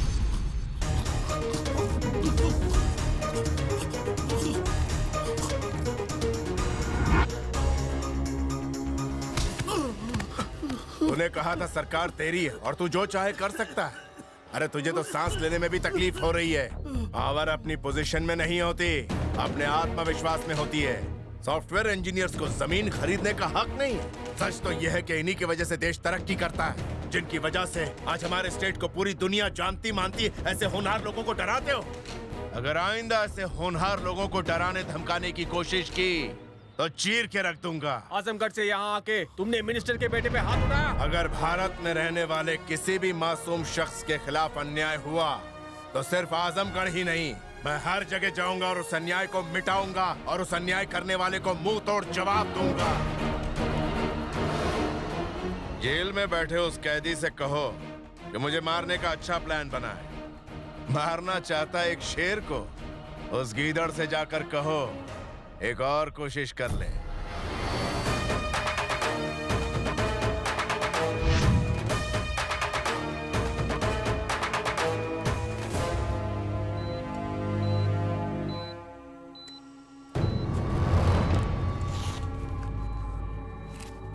इन्हें जल्दी से हॉस्पिटल ले जाइए। इनकी पल्स रेट तेजी से गिर रही है। अगर इसी तरह चलता रहा तो ये कोमा में भी जा सकते हैं।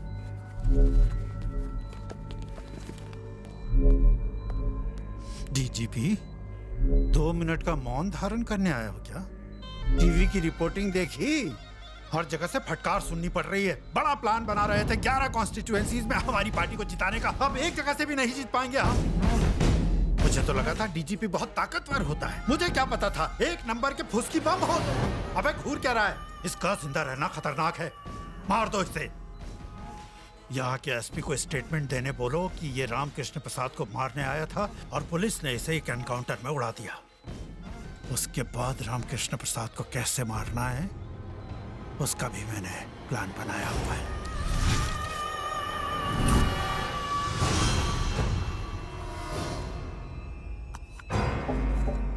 रामकृष्ण प्रसाद को मारना तुम्हारे बस की बात नहीं है। उसे सिर्फ मैं ही मार सकता हूँ। अबे स्ट्रेचर पर लेट कर मारेगा? एक बात सुन लो, उसे मैं नहीं मारूंगा, उसे मारेगा उसी का बेटा। क्या उसका बेटा? अबे चोट लगने से दिमाग फिर गया है क्या? एसपी को फोन करके ये पूछो कि क्या सालों पहले उसके थाने में एक बच्चे के खोने की कंप्लेंट दर्ज हुई थी या नहीं। उसका बेटा अपने परिवार की तलाश में आजमगढ़ जरूर जाएगा। बस एक बार वो वहां की जमीन पर पैर रख ले, मैं बस इतना ही चाहता हूं। उसके बाद कुछ ऐसा करूंगा कि जो लोग उसे भगवान मानते हैं वही उसे हैवान मानकर उससे नफरत करेंगे।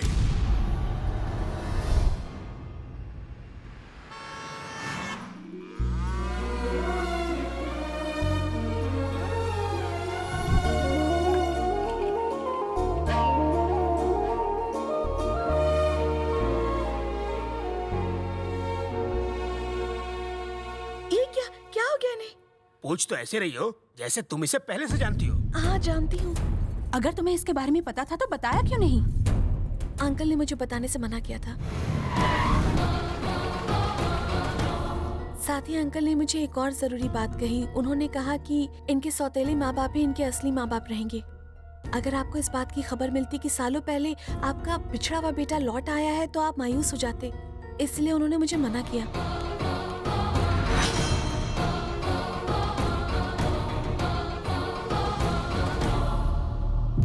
क्या हुआ, तुम रुक क्यों गए? अंदर आओ बेटा। जिंदगी में मेरी सिर्फ 2 इच्छाएं हैं। मैं इस घर में अपने पोते और बेटे को एक साथ देखना चाहती थी। मेरा पोता तो वापस आ गया है।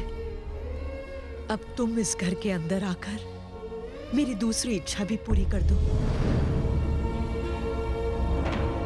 सिर झुकाए खड़े रहोगे तो कुछ हासिल नहीं होगा। मैं इसके सामने गिड़गिड़ाया, हाथ पैर जोड़े, फिर भी नहीं माना। सिर पे जोर से लकड़ी मार के बेहोश कर दिया, फिर यहाँ पे लेके आया। कितना मुश्किल काम था। अरे इस चक्कर में मेरी 20 लाख की रोलेक्स की घड़ी गुम हो गई। गई तो गई, लेकिन मैं इसे सीधा यहाँ पर लेके आया।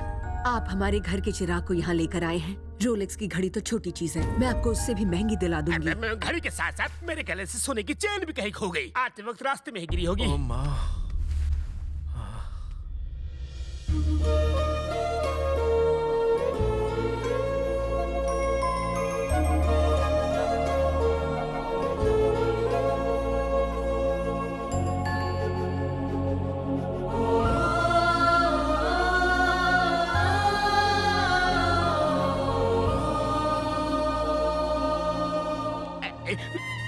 बॉबी तो अड्डा जवाब नहीं। रोलेक्स का प्लान सुपर हिट रहा यार। मैंने मना किया था, फिर भी मुझे यहाँ लेकर क्यों आए?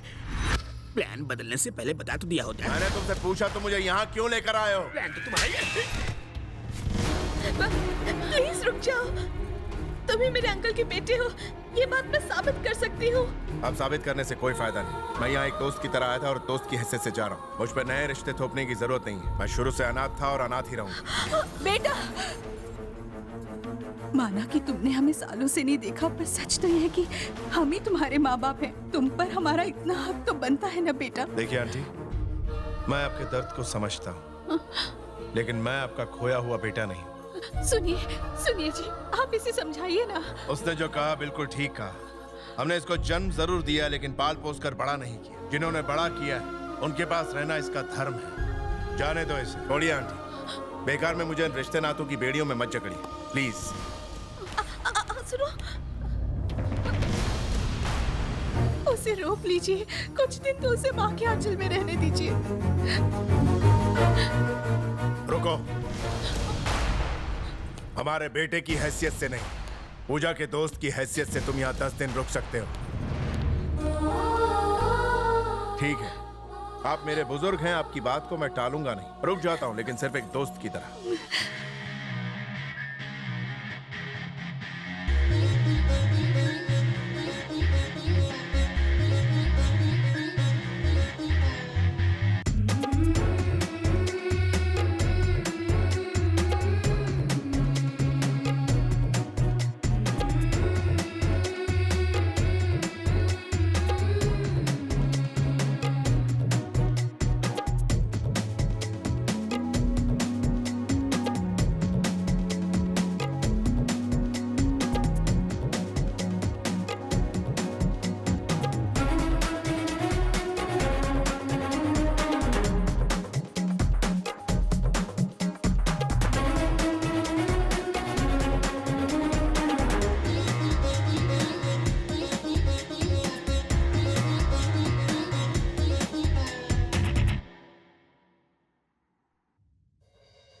रुको।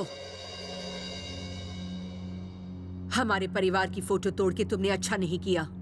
इस परिवार को ना अपनाओ ये मैं बर्दाश्त कर सकती हूँ, लेकिन इस घर का मालिक, इस घर के मालिक की तुम बेइज्जती करोगे ये मैं कभी बर्दाश्त नहीं करूंगी। आपका बेटा पीछे वाले घर में क्यों रहता है?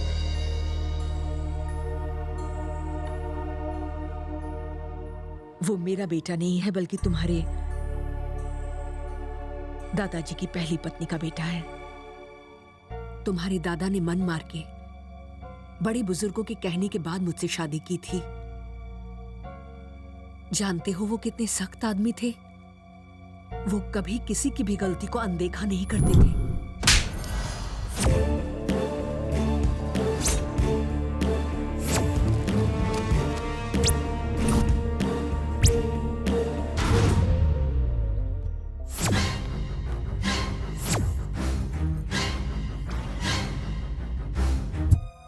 मेरे पति तो नहीं रहे, लेकिन उनकी दी हुई सजा को वो आज भी मान रहा है।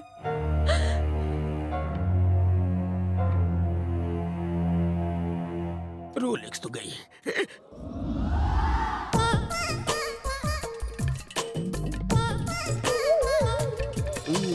देखो, अब बहाने बनाना बंद करो। मुझे पैसों की सख्त जरूरत है। अब मुझे देंगे कि नहीं? क्या नहीं है तो फिर मेरे वादे का क्या होगा? मैंने किसी को 1 करोड़ देने का वादा किया है। बॉबी, वो मैं अपने पापा से आपके पैसे की ही डील कर रहा था। पापा से? कौन से पापा? किधर है? वो मेरे स्टेप पापा ऑनलाइन है ना।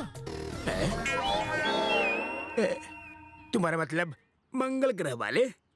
हाँ वही। अरे अगर वो ऑनलाइन है तो सिर्फ तुम्हें क्यों दिखते हैं, मुझे क्यों नहीं? अच्छा, तो ये डाउट है। मंगल से आते ही मैंने सिटी आई हॉस्पिटल में अपनी आंखों का ऑपरेशन कराया था, जिसके बाद आंखों से अल्ट्रावायलेट रेज निकली और एलियंस दिखने लगे। अगर आप उन्हें देखना चाहते हो तो ऑपरेशन करा लो। आंखों में से अल्ट्रावायलेट रेज? कोई शक? इंडिया में इतना एडवांस आई ऑपरेशन होता है क्या? अच्छा, आपको मेरी बात पर विश्वास नहीं? अब मैं आपको और रिक्वेस्ट नहीं करूंगा। मुझे इनके लिए 1 करोड़ रुपए नहीं चाहिए। जाइए आप लोग। बॉबी बॉबी बॉबी, मैंने तुम्हें मंगल ग्रह से पार्किंग करते हुए देखा था। वो तुम्हारे पापा नंबर 2 है, उन्हें रोको। कहीं पैसे दिए बिना चले गए तो? ये ऐसे नहीं जाने वाले। ये दोनों अनशन पर बैठे हुए हैं। ये अनशन पे क्यों बैठे हैं? जबकि बिल तो तुम्हें पास करवाना है। यही रूल है। वो क्यों? भाई 1 करोड़ का इंतजाम 5 मिनट में करना था, समझे कि नहीं? मगर इन्हें 10 करोड़ का छुट्टा नहीं मिला और 5 सेकंड लेट हो गए। अब बोल रहे हैं कि यहाँ की घड़ी स्लो है, ऊपर से कह रहे हैं कि तुम्हारा घर बहुत छोटा है। कहाँ से घुसूं? इसलिए सुरंग खोद के आए। देखो, पैसे ले लो, नहीं तो अनशन जारी रहेगा। अब बात मेरे भेजे में घुस गई है। तुम एक काम करो, इनके चारों तरफ एक लक्ष्मण रेखा खींच दो, बाकी सब मैं संभालूंगा।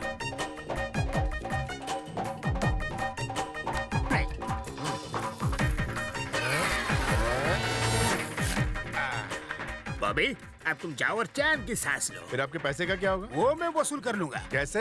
मैं इन्हें जूस पिला के इनका अनशन तुड़वा दूंगा। Thank you.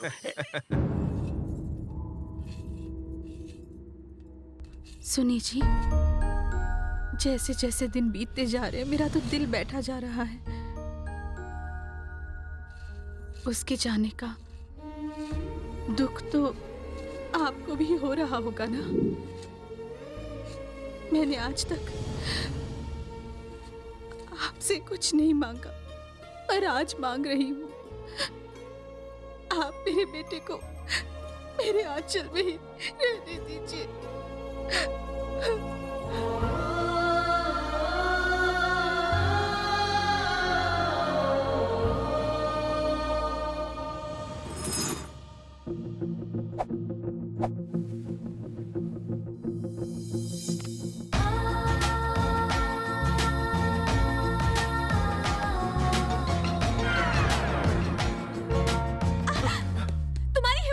मुझे किस करने की? अगर किस करने का इतना शौक है तो शादी क्यों नहीं कर लेते मुझसे? मेरी लिपस्टिक खराब हो गई। आगे से मुझे किस किया ना तो मैं भी तुम्हें करूंगी। मैंने ऐसा कुछ भी नहीं किया। आपने तो कुछ नहीं किया, इसीलिए तो उन्होंने किया।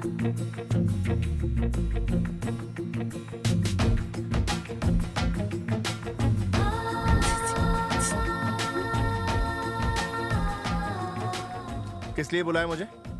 किस के लिए? देखो, ये सब अच्छी बात नहीं है। आखिर तुम मेरे साथ ऐसी हरकतें क्यों कर रही हो? क्योंकि मेरे राजा तुम ये सब नहीं करते मेरे साथ, इसलिए। ये क्या कह रहे हो तुम? शादी से पहले टेस्ट ड्राइव करना चाहते हो? नहीं तो शादी नहीं करोगे मुझसे? भैया, बिना टेस्ट लिए शादी करेंगे तो क्या बिगड़ने वाला है? और टेस्ट लेके भी शादी करेंगे तो भी क्या उखड़ने वाला है? हालात तो वही रहने वाले हैं। बिटिया, छोड़ना मत। देखा तुमने कैसे तुम मेरे जाल में फंस गए? काश तुम मेरी बाहों में हमेशा के लिए आ जाओ मेरे राजा। कुछ खा लीजिए, नहीं तो पानी पी लीजिए। ये देखिए, मिनरल वाटर है। इतने ऊपर से आए हैं, खा लीजिए, नहीं तो दिल्ली पुलिस आएगी तो भाग भी नहीं पाएंगे। तुम यहाँ बैठकर आखिर कर क्या रहे हो? बोरियां लादने के लिए ट्रैक्टर आने वाला है। अरे ट्रैक्टर तो क्या, यहाँ पे साइकिल भी नहीं आने दूंगा। आखिर क्यों नहीं आने दोगे? अगर ट्रैक्टर यहाँ आएगा तो इनकी जुताई बुआई हो जाएगी। भैया जी, भैया जी, भैया जी! अरे इतना चिल्ला क्यों रहे हो? ये पागल खाने से भाग आया है। पागल खाने से नहीं भागा, ये मेरा दोस्त है। और वो क्या होता है? योगा कर रहा है, इसमें हवा से बातें करते हैं। इसमें सांस बाहर छोड़ते हैं और ताजी सांस अंदर लेते हैं। जाओ अपना काम कर। ठीक है। क्या हुआ, हालचाल ठीक तो है ना अंकल? अब तुम्हें क्या हाल बताओ? नींबू निचोड़ निचोड़ के मेरा खुद का नींबू पानी बन गया है, लेकिन तुम्हारे पिताजी नींबू पानी पीते ही नहीं। ये देखिए, पैसों के साथ साथ लेटर भी छोड़ गए। इसमें लिखा है उन्होंने अनशन तोड़ दिया है। अच्छा, मैं भी देखूं। मगर पैसे तो दिख ही नहीं रहे। अपने हाथ फैलाइए।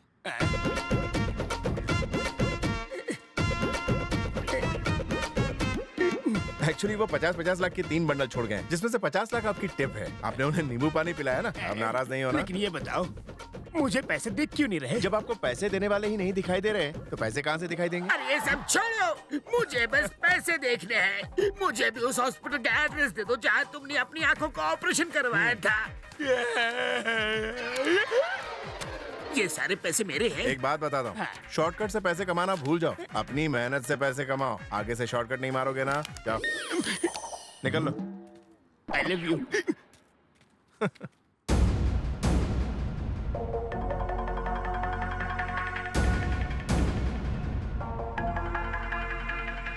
तुम्हें यहाँ से जाना होगा। तुम्हारे साथ कुछ दिन क्या बिताए सबको तुमसे लगाव हो गया। यह इस परिवार और मेरे इलाके के लिए बहुत खतरनाक है। जैसे आए थे वैसे ही चले जाओ। अपनी जिंदगी में एक तो अच्छा काम करते जाओ।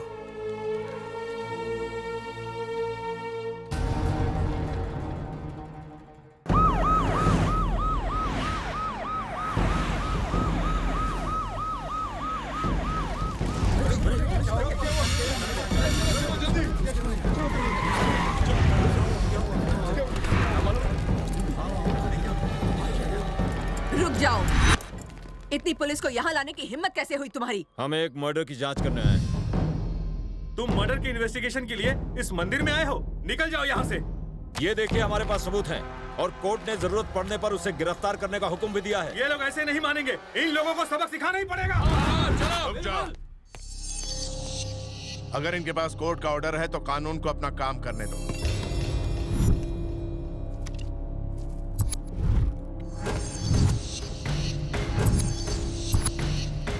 हमें तुम्हारी उंगलियों के निशान जांचने हैं। यहाँ आके उंगलियों के निशान दो।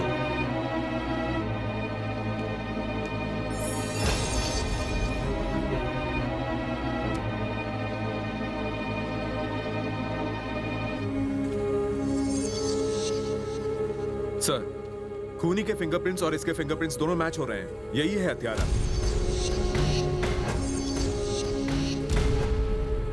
20 साल पहले हरिश्चंद्र प्रसाद की ठीक यहीं पर हत्या कर दी गई थी। उन्हें मारने के लिए इस देसी कट्टे का इस्तेमाल हुआ था। खूनी का पता लगाने के लिए परिवार में हर किसी की उंगली का निशान लिया गया था। इसकी उंगलियों के निशान इस पर मौजूद निशान से हूबहू मिलते हैं। रुक जाओ, खून तो एक बच्चे ने किया था। उस बच्चे के फिंगरप्रिंट्स हमारे भैया के साथ कैसे मिल सकते हैं, बताओ? उंगलियों के निशान हमेशा एक जैसे रहते हैं। आपके बड़े छोटे होने से कोई फर्क नहीं पड़ता, ये कभी नहीं बदलते। इसने इनके इशारे पर हरिश्चंद्र की हत्या की है। मेरा बेटा मेरे पति को क्यों मारेगा? इसे गिरफ्तार करके ले जाने की हिम्मत है तुम में? तुम्हें यहीं जमीन में गाड़ दूंगी।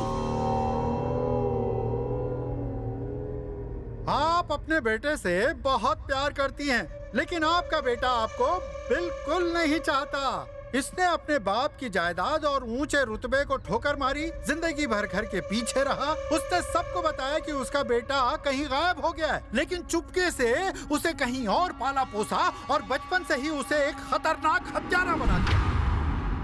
सिर्फ सत्ता के लिए इसने आजमगढ़ के पिता कहे जाने वाले हरिश्चंद्र प्रसाद को अपने बेटे के हाथों से मरवा डाला। आपके इस सौतेले बेटे ने। राम प्रसाद, तुमने अपने बेटे की मदद से अपने पिता को मरवाया, ये ऐसा कह रहे हैं? तुम खड़े खड़े सुन क्या रहे हो? एक बार ना कह दो, फिर देखो यहाँ के लोग इनका क्या हाल करते हैं। तुम चुप क्यों हो? कुछ तो बोलो बेटा, इन्हें मुंह तोड़ जवाब दो बेटा। यही सत्य है। क्या?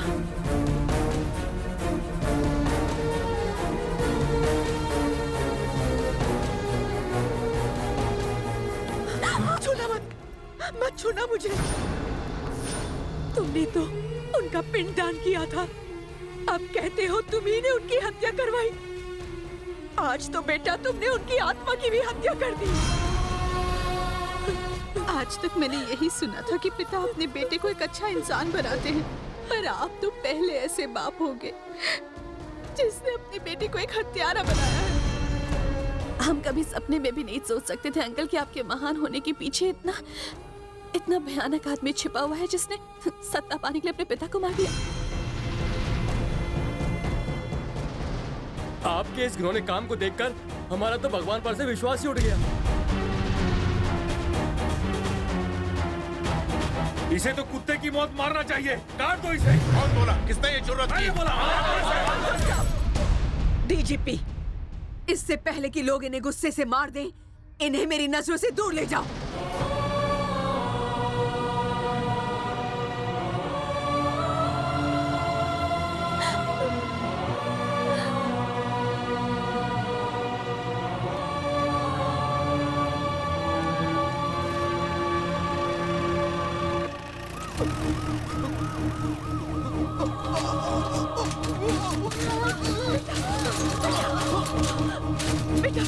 हाथ मत लगाइए।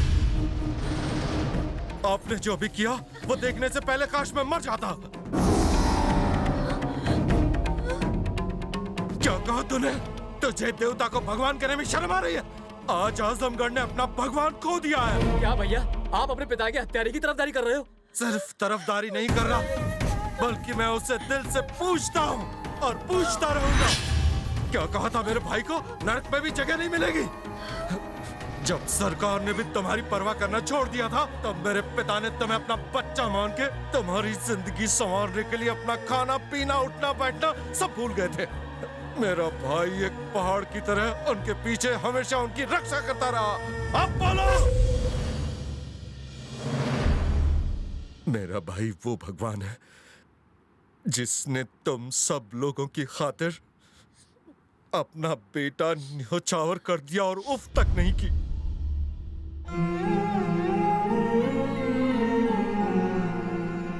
अरे पगली, भाई ने कभी किसी को धोखा नहीं दिया। वो तो हमेशा हमारे लिए जिंदा रहा और आगे भी रहेगा। उन्होंने कभी तुम्हारी खुशी में कोई कमी होने दी? तुम्हें कभी एहसास हुआ कि तुम अनाथ हो?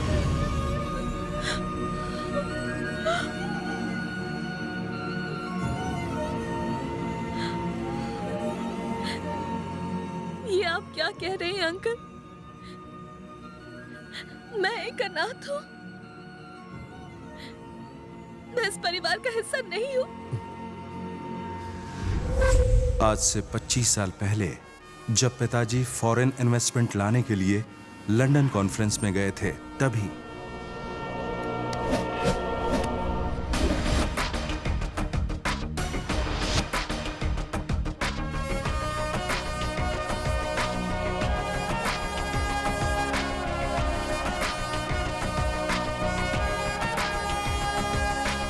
This is what we can do for you. Please set up your steel plant in Australia. Thank you. Thank you mister Peterson. Australia की प्रेजेंटेशन तो बहुत अच्छी थी। अब हमारे अगले प्रेजेंटर हैं इंडिया से मिस्टर हरिश्चंद्र प्रसाद।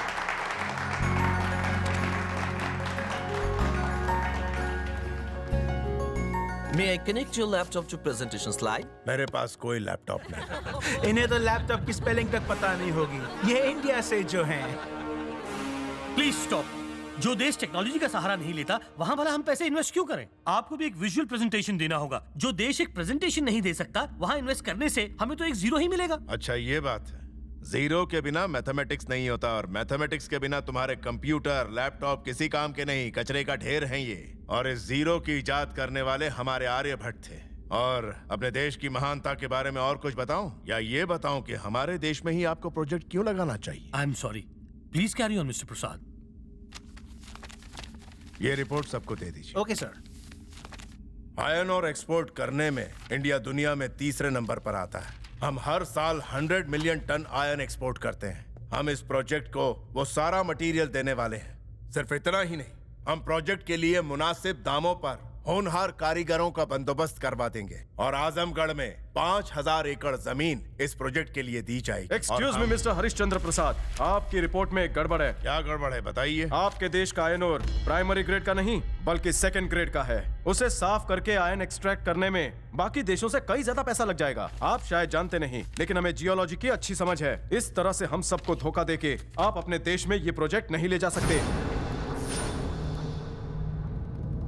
आजादी मिलने के इतने सालों बाद भी इन इंडियंस ने कुछ हासिल नहीं किया, भ्रष्टाचार, गुंडागिरी, पॉलिटिक्स और नक्सलिज्म के अलावा। ये इस प्रोजेक्ट को आजमगढ़ में लगाने की बात कर रहे हैं, जहां हर रोज एक नई मुसीबत पैदा होती है, जहां इस प्रोजेक्ट के पूरे फ्लॉप होने के चांसेस हैं, मतलब टोटल लॉस, घाटा ही घाटा।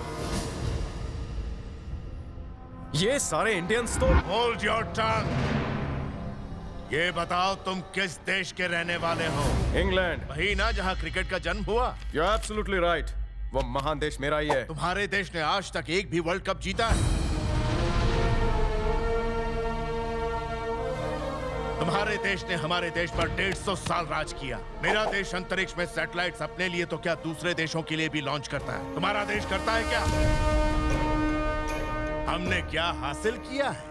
अगर मैं बताना शुरू करूं ना तो तुम्हारी जिंदगी बीत जाएगी सुनते सुनते। हमारी सरकार में कुछ नेता भ्रष्ट हो सकते हैं, पर आम जनता नहीं। लोन लेने के बाद उस लोन को चुकाने के लिए हम जी जान लगा देते हैं, लेकिन किसी से धोखाधड़ी नहीं करते। आजमगढ़ में अगर एक नेता भी भ्रष्ट होगा तो मैं गारंटी लेता हूं कि उसे वहां से खदेड़ दूंगा। ये प्रोजेक्ट अगर यहाँ आ जाए तो लोगों को रोजगार मिलेगा। हर घर का एक व्यक्ति अगर इस प्रोजेक्ट से जुड़ता है तो उनके जीवन का स्तर ऊंचा हो जाएगा, उनके परिवार में खुशहाली छा जाएगी। मैं एक अच्छा उद्देश्य लेकर यहाँ आया हूँ, आपको धोखा देने। Stop it! मुझे इस बहस में कोई इंटरेस्ट नहीं। सेकंड ग्रेड का आयन और यूज करने से हमें कैसे कोई नुकसान नहीं होगा। Please explain this. रिपोर्ट का सिर्फ तीसरा पेज पढ़कर आपने बंद कर दिया। अगर 5वें पेज पर जाएंगे तो जवाब मिल जाएगा। हमारे देश में कच्चा लोहा सेकंड ग्रेड का, ये बात सच है, लेकिन हम जिस मटेरियल से कच्चे लोहे को क्लीन करते हैं वो सस्ता है, डोलोमाइट। अगर आपकी जियोलॉजिकल भाषा में कहूं तो कैल्शियम, मैग्नीशियम, कार्बोनेट हमारे देश में इन सब का भंडार है। Am I right, gentlemen?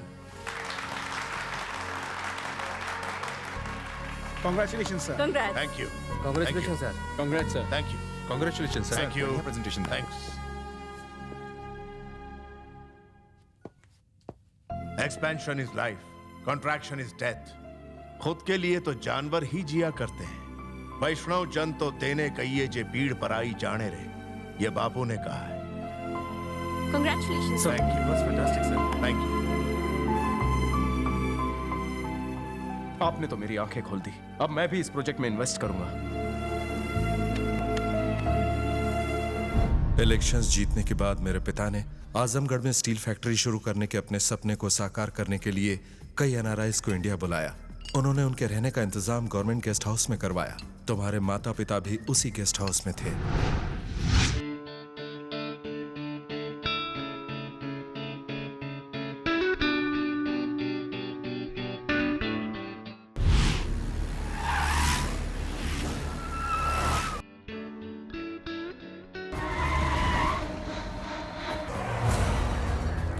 वहीं रुक जाओ।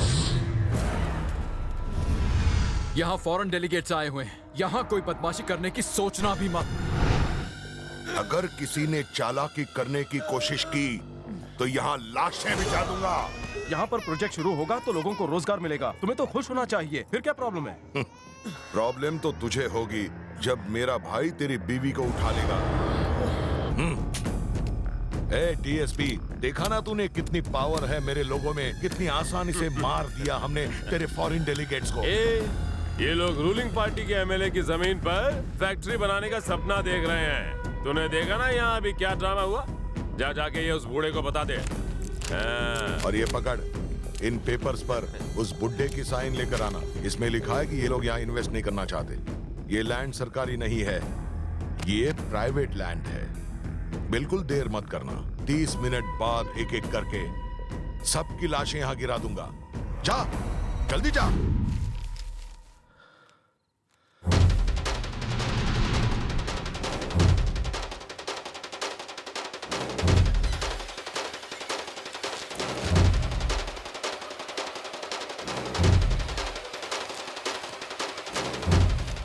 मेरे पिताजी सो रहे हैं, उन्हें उठाने की कोई जरूरत नहीं।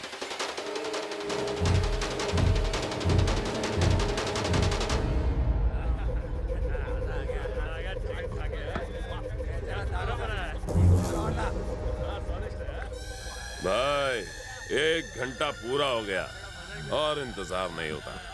चलो कुछ धमाका किया जाए। ये लोग की तो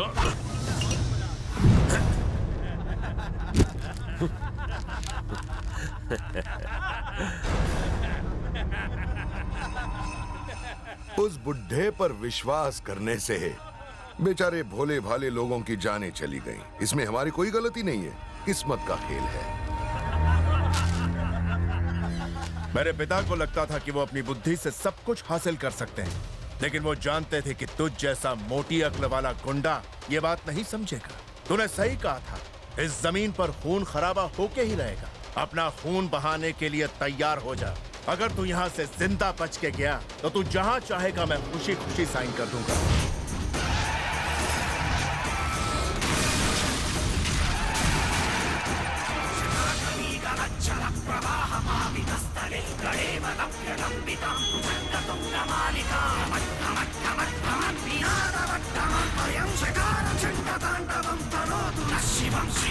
मेरे 100 लोगों को मारने के लिए देखो एक अकेला सरफिरा आया है। 100 कुत्तों को मारने के लिए एक ही शेर काफी होता है। मैं अपनी गलती मानता हूँ, छोड़ दीजिए इसे। इसे छोड़ना मत सर, इस हत्यारे ने इस मासूम बच्ची को अनाथ बनाया है। शर्म और लज्जा, नीति नियम, दया और धर्म, जिसके अंदर ये गुण नहीं होते उसे मैं तो क्या धरती माँ भी स्वीकार नहीं करती। तेरे खून से इस धरती को लाल करने की कसम खाई है। आज हमारी वजह से इस बच्ची ने अपने माँ बाप को खो दिया, ये अकेली हो गई। आज से इसको पालने की जिम्मेदारी हमारे परिवार की है। आपने भैया को हमेशा के लिए यहाँ से निकाल दिया माँ, ऐसा क्यों किया?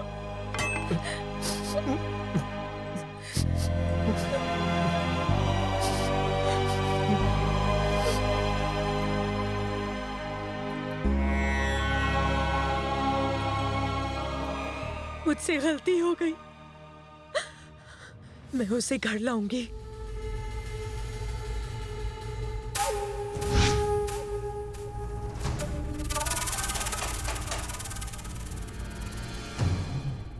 आजमगढ़े गुंडे के नाम से थर थर कांपता था, तुमने उसका नाम उखाड़ के फेंक दिया। मैं तुम्हारी आंखों में मौत का खौफ देखना चाहता हूं। तू यही सोच रहा है ना कि मैं तुम बाप बेटे को कैसे मारूंगा? तेरे शरीर में इतनी गोलियां दागूंगा कि शरीर गोलियों का ढेर दिखाई देगा। तू मरते मरते डर से चिल्लाएगा और वो सुनते ही लोगों के मन में नागेंद्र का डर फिर से फैल जाएगा। गली गली बच्चा बच्चा चिल्लाएगा, अरे जल्दी से सो जाओ, नागेंद्र भाई आया है। सिर्फ आजमगढ़ को ही नहीं, पूरे राज्य को मेरे खौफ से डराऊंगा।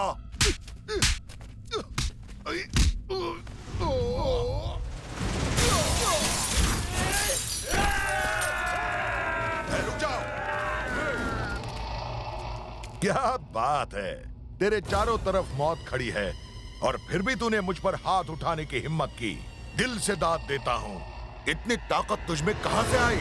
ये मेरे पिता के दिखाए गए नेक रास्ते की ताकत है, उनके बताए उसूलों की ताकत है। अरे कौन से उसूल? जिंदगी से बड़ा उसका मकसद होता है। अगर वो मकसद लोगों की भलाई के लिए हुआ तो बुराई चाहे कितनी भी बड़ी हो अच्छाई के आगे घुटने टेक देती है। तेरे बाप के उसूल उसकी जान नहीं बचा पाए, तुझे कैसे बचाएंगे? उस बोर्ड पर जरा नजर घुमा। बोर्ड?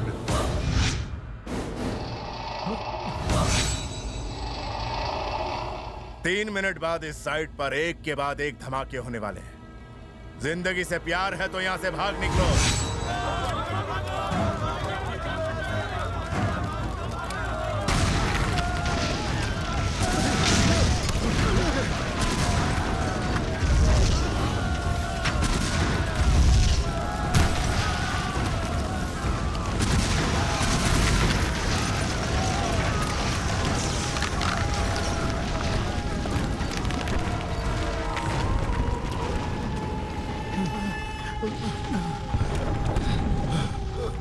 अरे भैया, जान बची तो लाखों पाए। हाँ, लगता है वो बाप बेटे तो अपने आप ही मर खप गए होंगे।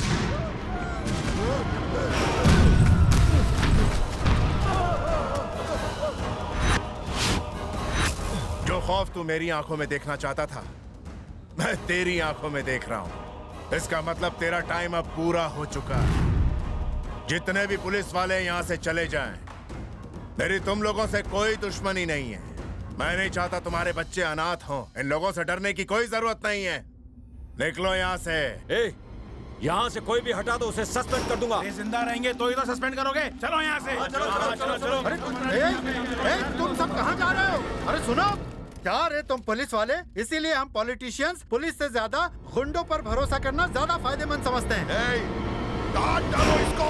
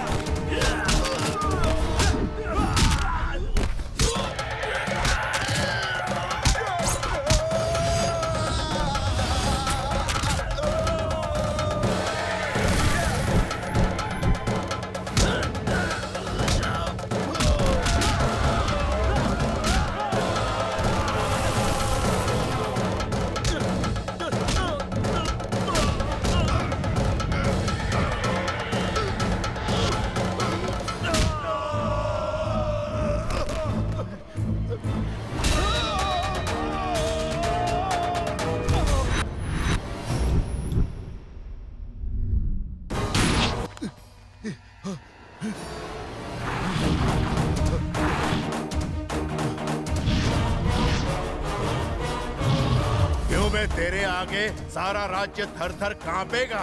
तो मेरी आंखों में खौफ देखना चाहता था, मेरे शरीर को गोलियों से छलनी करना चाहता था।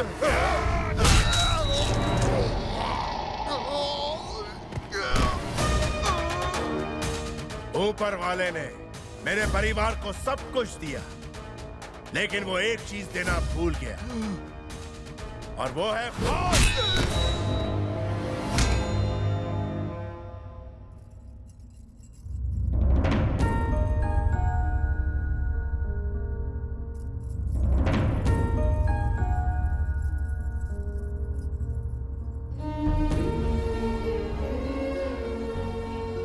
भले इसने ये काम अनजाने में किया हो, लेकिन अपराध अपराध है। आप जो सजा देंगी उसके लिए मैं तैयार हूं। उम्र तो आपको तजुर्बा देती है, लेकिन जरूरी नहीं कि तजुर्बे से आपको समझ मिले। तुम हर सजा भुगतने को तैयार हो? आप बोल के तो देखिए। अपने पिता की आत्मा को शांति देने के लिए तुम्हें अपने घर में वापस आना होगा। उनके वारिस के तौर पर तुम्हें लोगों का मसीहा बनकर इन्हें सही रास्ता दिखाना होगा।